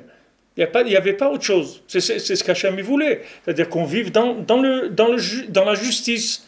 Pas de mélanger deux systèmes. Mais après, il a vu que ça ne tenait pas. Donc il a fait un autre système. Il a fait deux systèmes. Tu te comportes avec justice, on te donne ton salaire. Tu te comportes de façon injuste, on t'envoie la soupe populaire. Mais tu auras à manger tout le temps. Ou tu manges de façon méritée, ou tu manges la soupe populaire. Mais tu auras toujours à manger. C'est quoi la différence? La différence, c'est que tu ne l'as pas mérité. Donc, tu n'as pas mérité, ça veut dire que tu n'as pas fait le choix qu'il fallait pour mériter ça. Mais en attendant, tu restes là. Tandis que si maintenant, il te donne à manger que quand tu mérites, alors le bonhomme il va mourir. C'est tout. Le bonhomme qui ne mérite pas le manger, donc il va mourir de faim. Hachem ne veut pas ça. Donc il switch. C'est-à-dire que quand maintenant tu te comportes bien, de façon honnête et juste par rapport à Hachem, tu reçois ta parnassa de façon juste, méritée. Tu reçois un salaire, ta parnassa comme un salaire. Maintenant, à un moment, tu perds tu sors des rails, on te passe sur la soupe populaire, tu reçois du gratuit. Et la soupe populaire, c'est en attendant que tu te reprennes. Une fois que tu te reprends, on te repasse sur l'autre côté. Et Hachem, il a mis les deux. C'est comme ça que le monde il a pu se réaliser, comme on a dit, se maintenir. Comme on a dit ce matin ou hier, que maintenant, Hachem, quand il a vu qu'il est arrivé au déluge, il a dit, attends, mais où on va là? C'est-à-dire, ça y est, l'affaire, elle ne va pas tourner. Donc Hachem, il a dit, moi, j'emmène plus le déluge déjà. Ça, c'est une chose. Je fais passer la loi, le décret, plus de déluge, c'est tout. Il n'y a plus de déluge, c'est tout. Il n'y aura plus de déluge. Mais alors attends, mais si les gens ils font des bêtises, qu'ils fassent des bêtises, il n'y aura plus de déluge. Mais s'ils font des choses terribles, c'est pas grave, qu'ils fassent tout ce qu'il y a de plus terrible, détruire le monde, je ne le détruirai plus, c'est fini. Parce qu'il a commencé à faire entrer la miséricorde. Alors la miséricorde, ça nous assiste, mais toute la miséricorde, elle vient uniquement pour le peu de choix que tu vas pouvoir faire. C'est-à-dire même si tu fais des tout petits choix dans la justice, c'est-à-dire que ces petits choix que tu fais, c'est des choses que tu fais un effort pour faire le choix entre le bien et le mal. Même pour un tout petit choix, Hachem il va te donner de l'autre côté du gratuit, plein de gratuit. C'est pas grave, parce que Hachem il voit ce que tu es capable de faire. Il voit que tu es capable de faire un tout petit peu. Alors ce petit peu que tu peux faire, fais-le. Et lui, d'un autre côté, il va te donner tout. Mais tout, c'est du gratuit. C'est pas grave. Mais comme tu fais un petit peu, alors Hachem, ça vaut la peine pour lui de t'entretenir avec du gratuit. Pour le petit peu que tu fais. Mais si quelqu'un ne fait rien, c'est fini. Si quelqu'un ne fait rien, qu'il n'utilise pas son libre arbitre, il ne va pas être assisté. Si le gars il va à la soupe populaire, il prend les repas, il monte un catering et il vend les repas de la soupe populaire, c'est terminé. Tu me prends. Qu'est-ce qu'il est en train de faire? Il a monté un catering avec les repas de la soupe populaire. Tu es en train de te moquer de qui maintenant? C'est ça qu'ils font les gens. Tu comprends? Ils sont assistés, après sur l'assistanat, ils se montent des empires. Tu montes un empire sur toi, tu es un pauvre type, tu dis d'où tu viens? Il y a 30 ans, tu étais en short, en train de fumer des joints. Maintenant, tu es devenu le grand Rav qui était des bénédictions à tout le monde et tout. Et doucement, mon ami, va mollo. Doucement, mollo les basses, comme on dit. Va doucement. Qu'est-ce que c'est ça? Qu'est-ce que c'est ce union-là? D'où tu sors?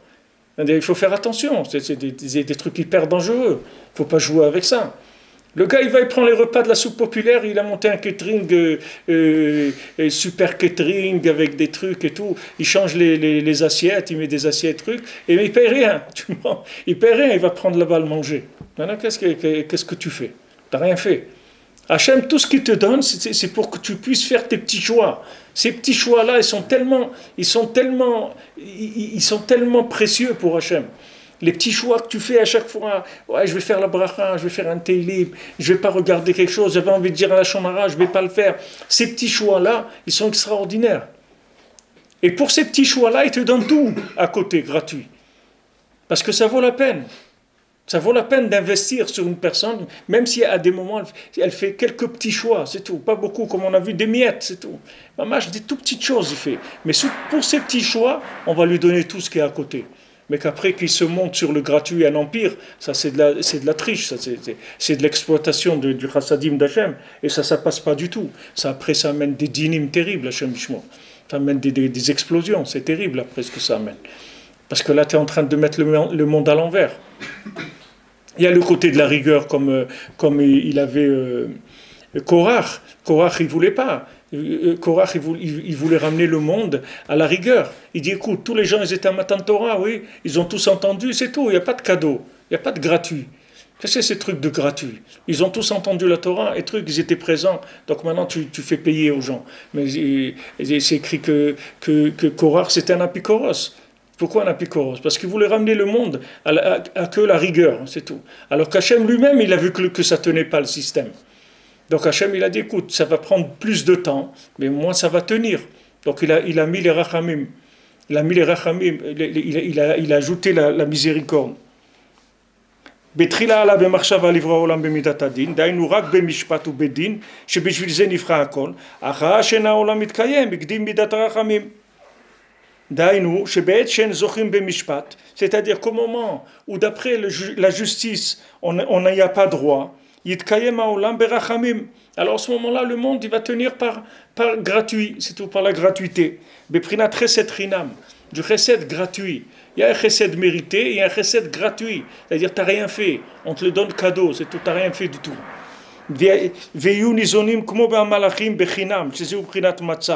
Que soient nourris comme les anges gratuitement. Comme elle mangeait de la matzah. Et bien, nous, c'est comme ça. 99% de notre vie, c'est que des cadeaux, c'est tout. C'est-à-dire, on n'a rien fait pour ça. Mais pour ce 1% qu'on fait, Hachem, il nous donne 99% cadeaux. Mais il faut faire attention, on ne commence pas à mettre des affiches de catering et commence à faire de la pub et des prospectus, tu comprends? Parce qu'il ne faut pas arnaquer le monde. Il faut faire attention. Tu es un assisté, ok, pas de problème. On t'assiste, Bessibra, on te donne tout cadeau. Mais reste à ta place, c'est tout. Reste à ta place. Garde mets derrière ta voiture nouveau conducteur, respecte les règles, c'est tout. Les règles du jeu. Mets-toi à ta place. En sachant que tu es assisté à 99%, tu as ta carte d'invalide, tout ce que tu veux, pas de problème. Et reste tranquille, c'est tout. Ne commence pas à faire à faire monter la mayonnaise. Fais attention. C'est aussi Ratson Hachem, ça. De quoi? Chez Beladam, il fait du business avec le... Mais ça, tu poses la question qu'on a dit avant. Mais d'accord. C'est la même chose, ce qu'on a dit avant. C'est-à-dire l'autre, il doit mourir, mais celui-là, il n'a pas le droit de le tuer. C'est la même chose. C'est la même chose que tu dis. Même si c'est Ratson Hachem, mais le bonhomme, il va payer qui a fait ça. Même si Hachem, il va l'utiliser, ce qu'il fait. Mais quand même... Mais s'il le laisse monter, c'est-à-dire la Ratson Hachem... Mais c'est la même chose ici. Et si Hachem, il le laisse le tuer à l'autre. Pourquoi il le laisse le tuer? Parce que maintenant, l'autre, il doit mourir. Ça, c'est son problème.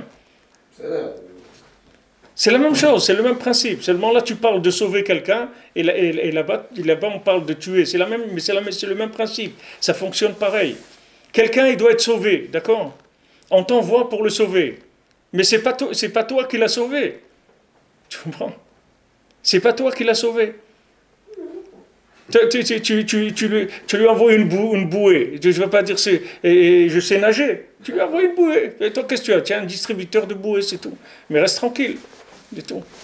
Alors que même dans ta baignoire, tu peux te noyer. Tu comprends? Si on te met dans la baignoire, on la remplit, tu peux te noyer. Tu vas annoncer maître nageur. Alors que tu lui as jeté une bouée, c'est tout. Qu'est-ce que tu as fait? Tu n'as rien fait. Mais c'est ça ce qui se passe dans le monde. Mais c'est le même principe. Seulement c'est dans le chesed, de l'autre c'est dans le din. Mais le principe c'est le même. C'est le même. C'est-à-dire que celui qui transmet la Torah de Rabbeinu, tu me prends, il a la bonne... comment on dit? Il a la bonne... Hein? Le bon rôle, il a le bon rôle, le bonhomme, c'est normal. Il est en train de distribuer la Torah de Mashiach, tu comprends? Et on lui a donné ce que Mashiach il va distribuer au monde, lui il est en train de distribuer déjà maintenant. Alors tu parles, le bonhomme, on peut le monter, la mayonnaise, on peut le monter jusqu'au ciel, tu comprends? Mais il faut qu'il annonce, c'est tout. Il faut qu'il annonce, attention, ça c'est la Torah de Rabbi Nachman, c'est pas moi. Ne croyez pas que moi je comprends quelque chose. Moi je vous dis ce que Rabbi Nachman il a dit, c'est lui qu'il faut aller voir, c'est pas moi. Tu comprends? Mais si le gars il fait pas ça, alors il commence à faire le catering. Et un jour le trésor public il arrive le voir. Il débarque chez lui, tu comprends? Ce que vous dites là, je l'ai vu sur Sipurim sur le Tamel Raham, que là-bas il est marqué que le Raham il peut pas être Tsar ou Tsar. Parce qu'il met Fazer le tsar du roi. Ouais. Bon, j'ai interprété comme ça, j'ai interprété le Haram. C'est quoi le tsar du roi? C'est toute la Rourma et la date que Hachem il lui envoie. Ouais, quelqu'un qui a hacké des Haram. Alors il commence à disperser Stam il faut un Tam. Alors que le Tam, lui, il peut être tsar parce que. Il peut être trésorier. Ouais. Il peut être trésorier parce qu'il sait gérer parce qu'il sait que c'est pas à lui. Parce que c'est ce que vous dites, parce qu'il est lui l'État, c'est exactement ça. Ouais, il fait les comptes comme il faut, il paye ce qu'il a payé, il perd pas la tête. Valken tzarich adam leda. Donc l'homme il doit savoir. Faut que tu saches, il disait toujours ça, après Kenan il dit, faut que tu saches. L'homme il doit savoir. Chez kol ma sheover alav, kol yemechayav, hakol betzedek ou mishpat, bechesed. Tout ce qui lui arrive toute sa vie, c'est tout dans la justice, dans le jugement et dans le chesed, dans la bonté. Ki yachar mishpatav, parce que les jugements d'Hachem ils sont droits. Ki bechirato hi daika beofenze, parce que sa bechira à lui, elle est comme ça, dans ces conditions-là dans lesquelles il est. Ces conditions, elles sont optimisées pour son libre arbitre. Quand on le met dans une situation, que ce soit situation familiale, de mariage, situation de parnassa, situation de chorma, situation de tfila, tout ce qu'on veut, situation sociale, tout. Là où il est l'homme, c'est tout calculé au micron pour qu'il ait le libre arbitre. Son libre arbitre, c'est avec tous ces éléments-là. C'est là où il aura les vrais choix. Et s'il n'avait pas ces éléments, ces choix, ça ne serait pas des vrais choix. Donc Hachem, il le met dans la situation idéale pour les vrais choix. Donc sache que ce que tu vis, c'est voulu dans chaque détail par Hachem. Il n'y a rien qui est comme ça.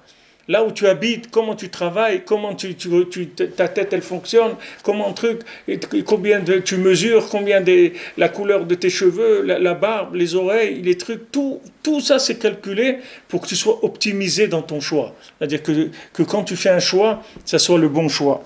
Ki Hachem itbarach shakal bedaato, parce qu'Hachem il a pesé dans son da'at, c'est-à-dire dans la connaissance d'Hachem. Chez Adam, ikar bechirato que chez Ashir Bouflag.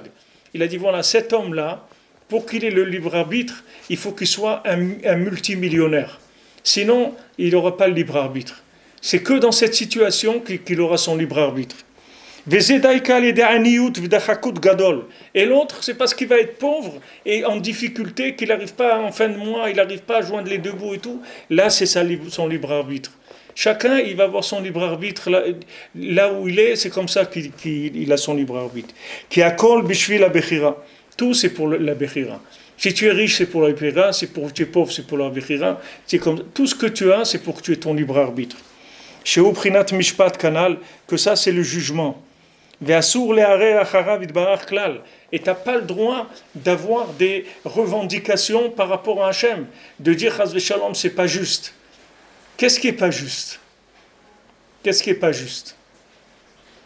Et il dit ouais, mais c'est pas juste, moi quand même, j'ai fait. Qu'est-ce que ça veut dire? Il faut jamais dire des choses comme ça. C'est extrêmement dangereux de dire des choses comme ça.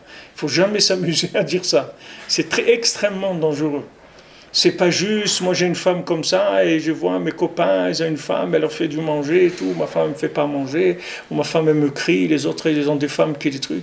D'abord tu sais rien du tout, ça c'est la première chose, tu sais rien de ce qui se passe dans les coulisses, ça c'est une chose. Et deuxièmement, ce que tu as, c'est ce que tu dois avoir pour pouvoir faire ce que tu as à faire. Et si tu n'avais pas ça, tu n'aurais pas fait ce que tu as à faire. Donc sache que tout est mesuré. Tout est mesuré. Il n'y a pas d'erreur chez Hachem. Hachem, il ne se trompe jamais. Et quand Hachem, il te met dans une situation, ça veut dire que c'est comme ça qu'il veut que tu sois, pour que tu puisses utiliser ton libre arbitre, c'est-à-dire que tu justifies ton existence sur Terre. Sinon, ton existence sur Terre, elle n'est pas justifiée. Tu n'as rien à faire ici. Si tu ne fais pas les choix que tu dois faire, tu n'as rien à faire dans ce monde. Ce monde-là, il ne sert à rien. C'est un monde où les gens ils font des choix, c'est tout. Sinon, il y a l'autre qui est beaucoup plus intéressant que celui-là. Seulement ici, on est dans les choix. Alors, si maintenant tu veux sortir des choix, alors tu veux choisir autre chose. Les gens, Hachem, il a fait un menu, il dit non, moi je ne veux pas ça. Qu'est-ce que ça veut dire que tu ne veux pas ça? Tu veux changer le menu. Qu'est-ce que tu veux? Tu veux changer ce que Hachem il t'a donné. Tu veux prendre la responsabilité de changer ce que Hachem il t'a donné. C'est-à-dire, tu sais ce que ça veut dire.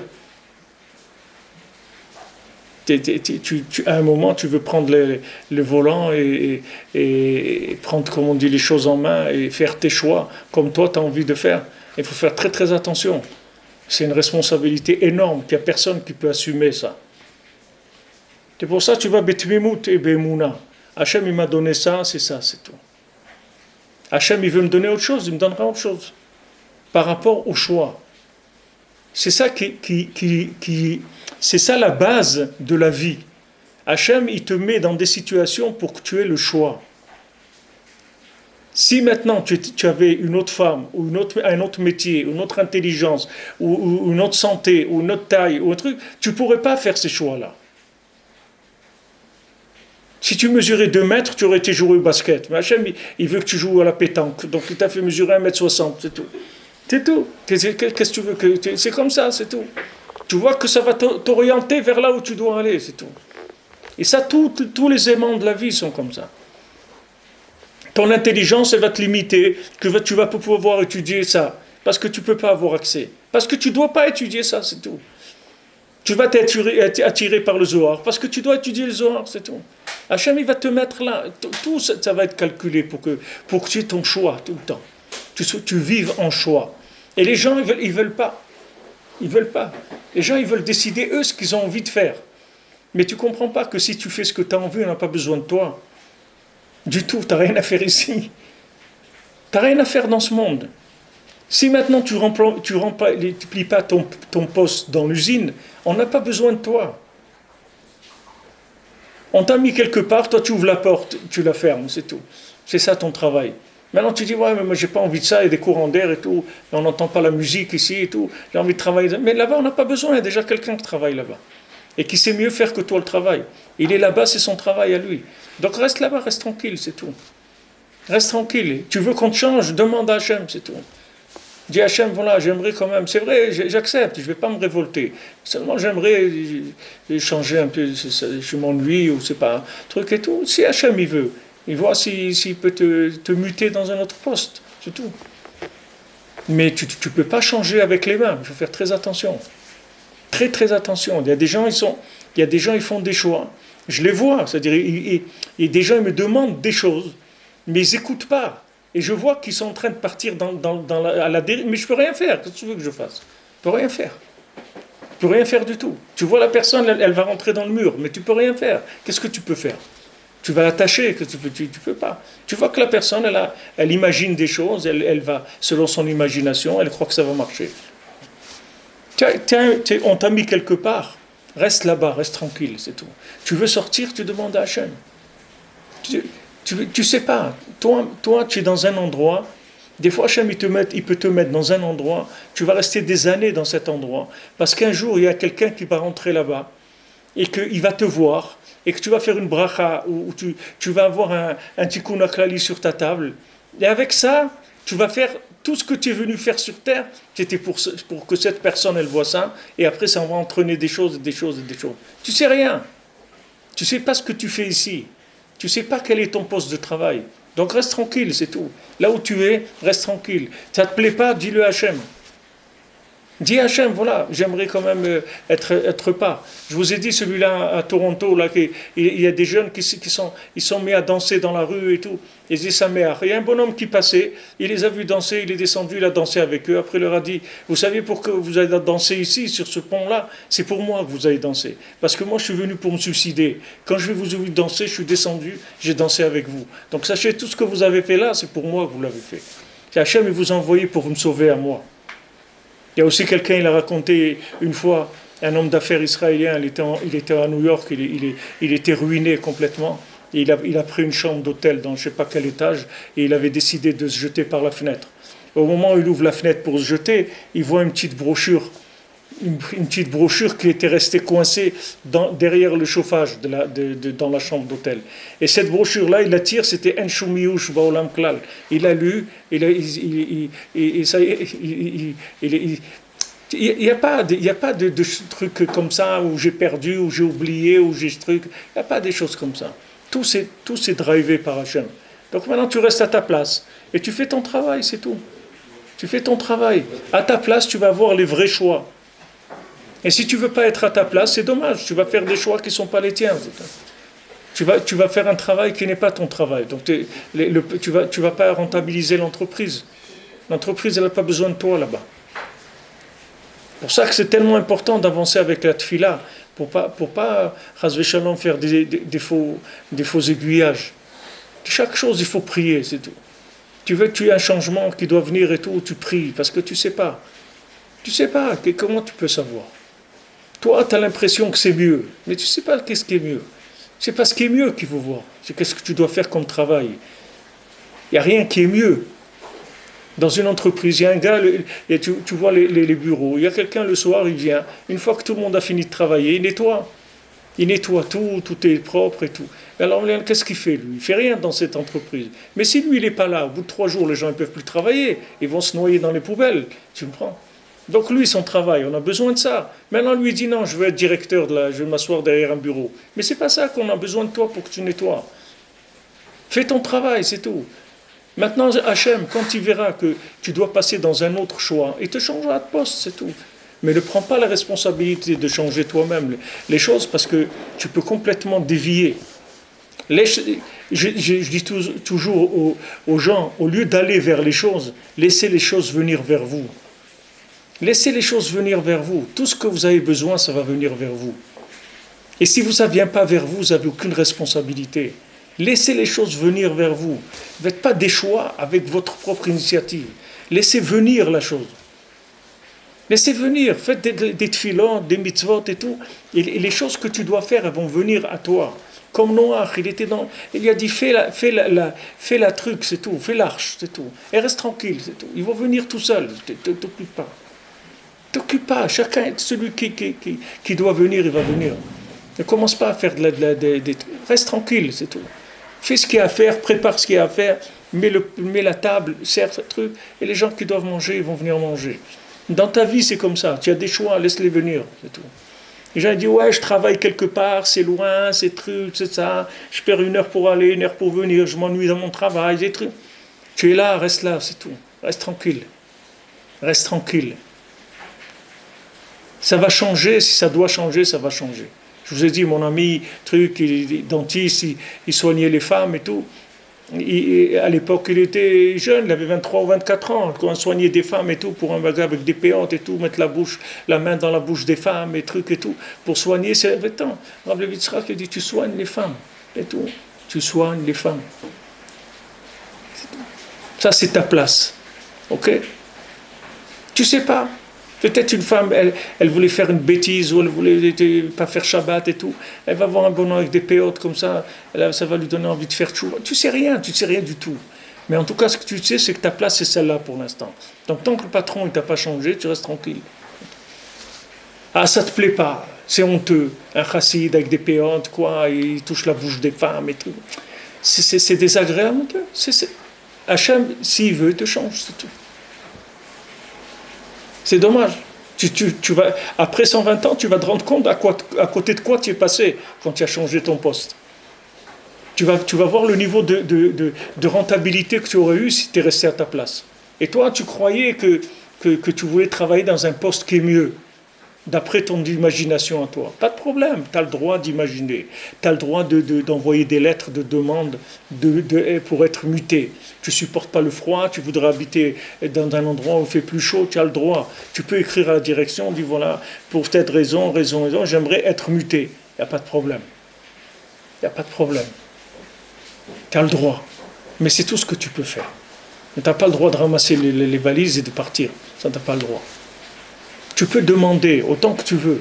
Tu as le droit à t'exprimer, à dire voilà, Hachem, regarde, je travaille dans un endroit, il y a de la musique qui n'est pas cachère, il y a des gens qui sont comme ça, j'entends des choses pas bien, ça me dérange, etc. Okay. Hachem, il veut que ça te dérange. Il veut que tu sois là-bas. C'est tout. Tu ne sais pas pourquoi. Tu ne sais pas ce que tu fais. Tu vas sauver des gens, tu vas faire... Tu ne sais pas ce que tu es en train de faire. Tu ne sais rien du tout. Il y a un massé que Rabbeinu raconte du Maharsha, où il parlait avec quelqu'un, avec un jeune, et il y avait un grand rave qui était venu voir le Maharsha, et le grand rave il était très énervé parce que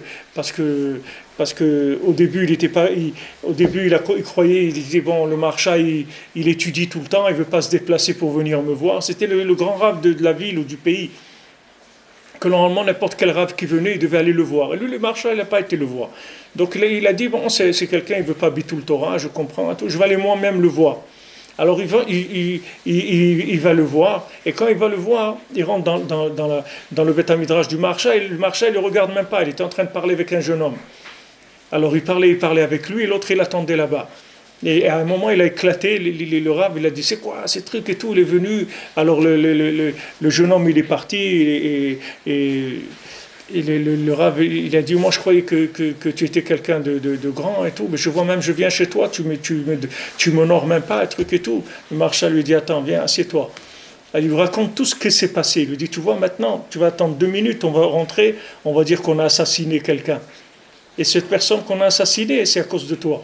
Parce que moi, j'étais en train de parler, il lui a dit, ça, c'est un Gilgoul du roi d'un tel. Ça, il y avait une personne là-bas qui attendait. Tant que je retenais celui-là, cette personne-là, là-bas, il ne pouvait pas la tuer. Maintenant qu'il est parti, tu vas voir, ils sont venus, 2 minutes après, ils ont annoncé un tel, il a été tué là-bas. Il dit, tu vois, ça, c'est à cause de ce que tu as fait là. Le rave, il était... Tu sais rien, tu comprends ? Tu sais rien du tout. Tu es dans un endroit, tu as envie qu'on te reçoive et on te fait attendre. Tu ne sais rien. Reste tranquille, c'est tout. Tu as besoin de quelque chose. Tu envoies un message, c'est tout. Tu dis Hachem, voilà, je suis là, c'est tout. Hachem, il sait ce que tu fais, il sait ce que tu vis, il sait ce que tu souffres. Hachem, il sait exactement tout. Il a besoin de toi dans ce poste-là. C'est ton poste de travail. Avec cette souffrance, avec ces contradictions, avec cette douleur, avec tout. C'est que c'est ça qu'il veut Hachem. Combien de gens ils veulent se convertir, ils ne trouvent pas des portes ouvertes. C'est fermé. Aucun rave, il ne veut même pas les écouter. Et il y en a d'autres qui se convertissent en 6 mois, 1 an, ils sont convertis. Il y a des gens, ça fait des années, ils n'arrivent pas. Et tout, qu'est-ce que tu peux faire? Il faut prier, c'est tout, tu ne peux rien faire. Hachem, il sait que tu veux, et Hachem, il veut t'accueillir, et Hachem, il est content. Mais là où tu es, tu ne sais pas les choix que tu vas faire. Peut-être que là où tu es, il y a d'autres gens qui vont venir et qui vont t'écouter parce que tu n'es pas encore converti. Tu ne sais rien. Tu peux expliquer, tu donner des centaines d'explications. Mais le truc qui te dit ici, c'est que tu ne comprends rien au mishpat d'Hachem. Donc la seule chose qui peut te donner un chemin pour que tu ne perdes pas la tête, c'est la émouna et la tmimout. C'est tout. Tu vas bémouna et bétmimout. Hachem, il m'a donné ça, je fais, c'est tout. Je fais ce que... Si Hachem il veut me donner autre chose, il me donnera autre chose. Maintenant tu bouillonnes, il y a des choses qui te dérangent, tu peux envoyer des lettres à Hachem et dire voilà, ça me dérange, ça me dérange, ça me dérange, j'aimerais avoir un autre travail. Si Hachem il veut, il va te le donner, c'est tout. Et sinon, ça veut dire qu'il a besoin de toi précisément là-bas.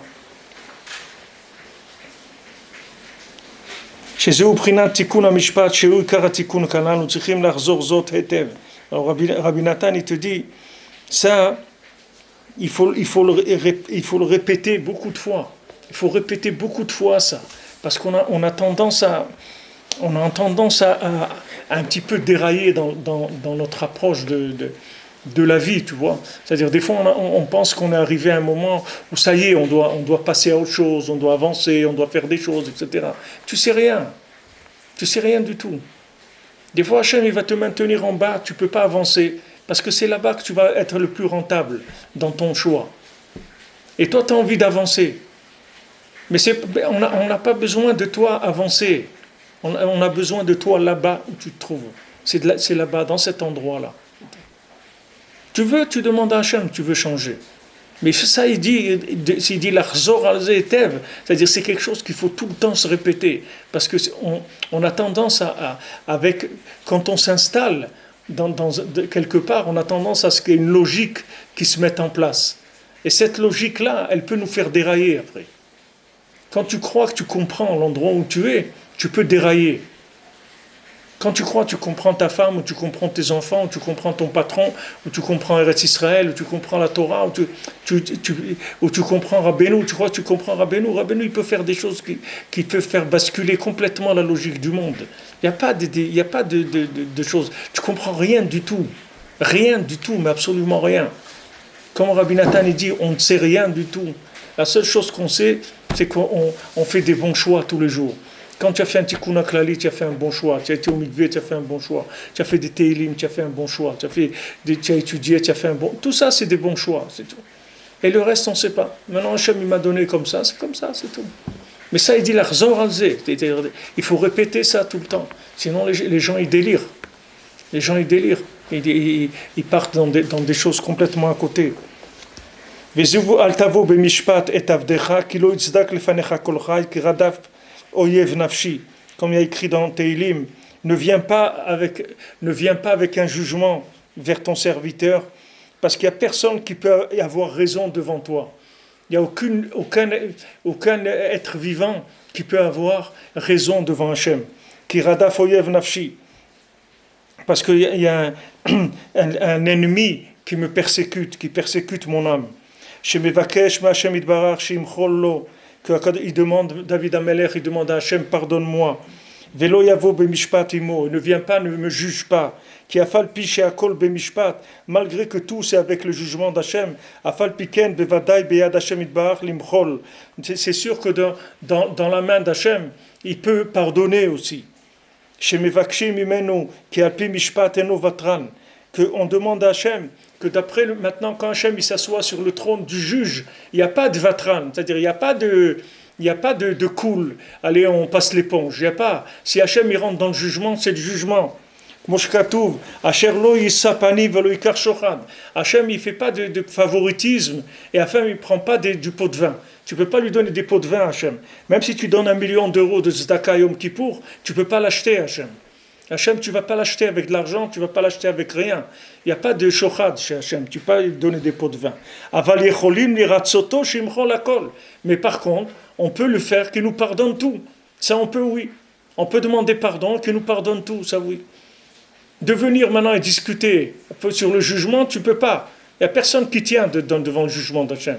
Mais de venir demander pardon, écoute Hachem, aie pitié de moi, comme tu as eu pitié de moi jusqu'à là, ça et ça, alors aide-moi, aie pitié de moi à sortir de tel problème et tout, d'arranger ça aussi, tu as le droit. Comme je katouv, shochad mechek racha ikar. Et on s'est écrit du shochad de la poche d'un rachat, il va prendre, comme le machal melech basar vadam, comme par exemple un roi de chair. Chez Alpi Mishpat Yakum Hadin, que d'après le jugement, il va faire un jugement. Avalim Rotzelim Chol Mochel Akol, mais s'il veut, il peut tout pardonner. Il peut faire comme on dit, que la clémence, ou je ne sais pas comment on dit, il y a un truc comme ça que le président de la République, il donne. Amnistie, voilà. Il y a, je crois, une femme en France, elle a tué son mari avec un fusil dans le dos, un truc comme ça. Et voilà. Et elle dit que Béhémet, il était invivable. Et ils ont des preuves, c'était un monstre, il faisait des choses terribles et tout, mais sauf elle l'a tué. Okay. Alors il y a des gens qui disent non, il faut montrer que la souffrance de la femme qui a été battue, qui a truc et tout, elle a réagi et à la fin elle n'en pouvait plus. Après d'avoir vécu 30 ou 40 ans avec lui, elle l'a tué, elle ne pouvait plus supporter ni ses enfants ni rien, c'était un monstre le bonhomme. Mais sauf, tu l'as tué. Sauf, tu l'as tué. Tu aurais pu partir au truc, pourquoi tu l'as tué? C'est-à-dire, ça c'est un problème, même s'ils veulent lui donner même si maintenant ils veulent, il n'a pas pu, ils ont demandé au gouvernement, à Hollande des trucs, il n'a pas. Il n'a pas fait d'amnistie, il n'a pas dit, ok, elle sort de prison. Parce que il y a un mishpat, c'est-à-dire que tu ne peux pas dire, j'ai rien fait. Maintenant, si le roi il veut pardonner, il peut pardonner, il n'y a pas de problème. C'est-à-dire, ne viens pas avec nous, avec le jugement, parce qu'il n'y a personne qui va avoir raison devant toi. Il n'y a personne qui va avoir raison. Donc, on a tous tort si on vient dans le jugement. Parce que tous les gens, ils vont sortir coupables. Il n'y a personne qui n'est pas coupable. Il n'y a personne qui n'est pas coupable. Ça n'existe pas. Ça n'existe pas. Il y a un massé, je ne sais pas qui est-ce qui avait raconté ce massé. Il y avait deux associés et une fois, il y en a un qui a traité l'autre de voleur. Il a dit non, moi je ne suis pas un voleur. Pourquoi il m'a traité de voleur? Moi je n'ai jamais volé, je ne suis pas un voleur. Ok, après il est décédé, ce monsieur, il était en haut. Et il a accusé dans le Beddin chez le Mala, il continuait à accuser la personne en bas. Il dit, il m'a traité de voleur et moi je ne suis pas un voleur, je n'ai jamais volé. Donc je veux qu'on lui fasse un jugement. Je veux qu'on lui fasse un jugement. Alors dans le ciel, on dit, écoute, ce monsieur il est vivant, il a une famille et tout. Laisse-le tranquille, ça y est, passe l'éponge. Laisse tomber, c'est tout. Passe l'éponge, ça y est, c'est passé. Si tu es maintenant dans l'autre monde, laisse tomber. Il a dit non, il n'y a pas, ne laisse pas tomber. Il dit ok. Alors ils ont demandé au Rav en bas. Le Rav, il a fait descendre la Neshama. Il a amené le bonhomme qui était vivant et il a amené l'âme de celui qui était décédé aussi. Il l'a mis derrière un rideau dans le tribunal rabbinique. Et il a dit voilà, dis ce que tu as à dire et truc et tout. Alors il dit voilà, il m'a traité de voleur, moi je ne suis pas un voleur, j'ai jamais volé. Il a dit tu n'as jamais volé. Il dit tu te rappelles telle année, il y a celui qui passe ramasser la tzedaka dans la communauté, il est venu, il a dit est-ce que tu as gagné plus que l'année dernière ou tu as gagné la même chose que l'année dernière? Parce qu'avant la tzedaka c'était comme un impôt, il passait chez les gens, il dit voilà tu dois donner 5% ou 10% de ce que tu gagnes. Donc il passait chez les gens, il disait est-ce que tu as gagné plus que l'an dernier ou pas? Il dit, qu'est-ce que tu l'as répondu? Que tu n'as pas gagné plus. Oui, eh bien tu avais gagné plus. Donc tu vois que tu es un voleur. Donc quand il t'a traité de voleur, tu étais un voleur. Alors vas-y, tu peux remonter maintenant. Tu comprends? C'est-à-dire qu'on lui a demandé en haut, on lui a dit, laisse tomber. Il n'a pas voulu laisser tomber, on lui a prouvé que c'est un voleur. Il aurait laissé tomber, il n'aurait pas eu ce bisaïon-là, cet affront. Mais il a voulu aller jusqu'au bout. Alors c'est sur lui que c'est sorti le problème. Tu comprends? Donc si Hachem, il veut, comme on dit, et couper les cheveux en quatre ou chercher l'époux, il va les trouver, tu comprends? Il n'y a personne qui va dire, moi j'ai raison. Il n'y a personne qui peut avoir raison. Donc il vaut mieux passer par l'autre canal, tu comprends? Parce que ce canal-là, il est hyper dangereux. Donc il faut sortir du jugement. Tout le monde va être coupable si on vient devant Hachem. Parce que j'ai un ennemi qui me persécute. C'est pour ça que je suis arrivé. Je suis persécuté. Le Yetzirah, il ne me lâche pas. Il me court derrière tout le temps. Donc je peux dire que je ne suis pas tombé. Et si tu me juges, et tu vas me rendre coupable, alors l'ennemi, il va être encore plus coupable parce que tout c'est à cause de lui. Et tous les gens qui entourent aussi. Parce que David Améler, il était persécuté, il avait des ennemis. Il avait Shaoul, il avait tous les ennemis qu'il avait. Maintenant, il a dit à Hachem, si maintenant tu viens avec moi au jugement, tous ces gens-là, ils vont se faire massacrer.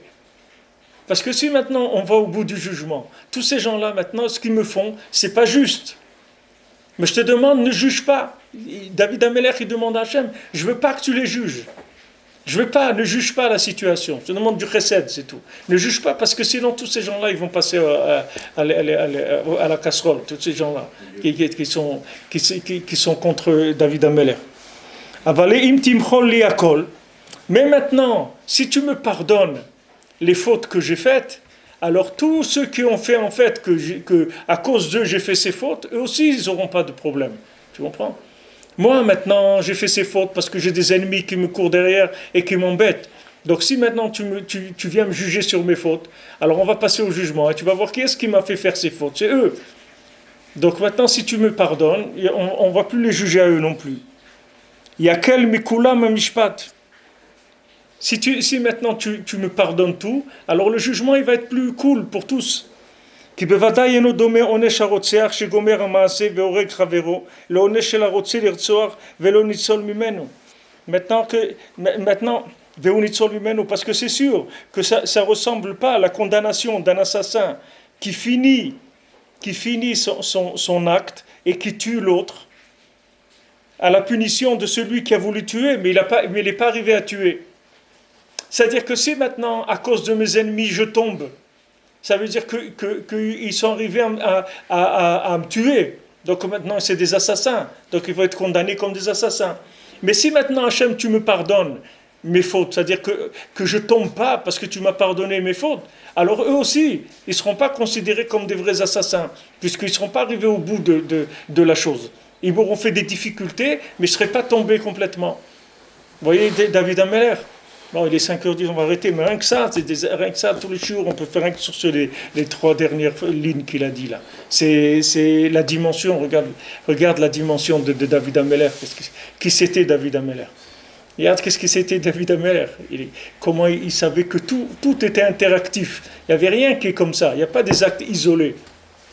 Il n'y a pas des actes isolés. Chaque acte, il est dans une chaîne. Quand tu bouges ça, il y a l'autre qui bouge, et l'autre qui bouge, c'est des conséquences partout. Ça a des conséquences énormes, tout ce qu'on fait. Donc David Ameller, il dit, regarde, ne me condamne pas, parce que si tu me condamnes à moi, tu vas être obligé de condamner tous ceux qui m'ont mis dans cette situation-là.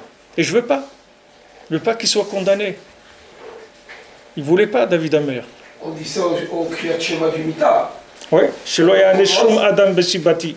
Que personne ne soit. Et que sinon on pardonne alors que Hachem il pardonne, Hachem ouais.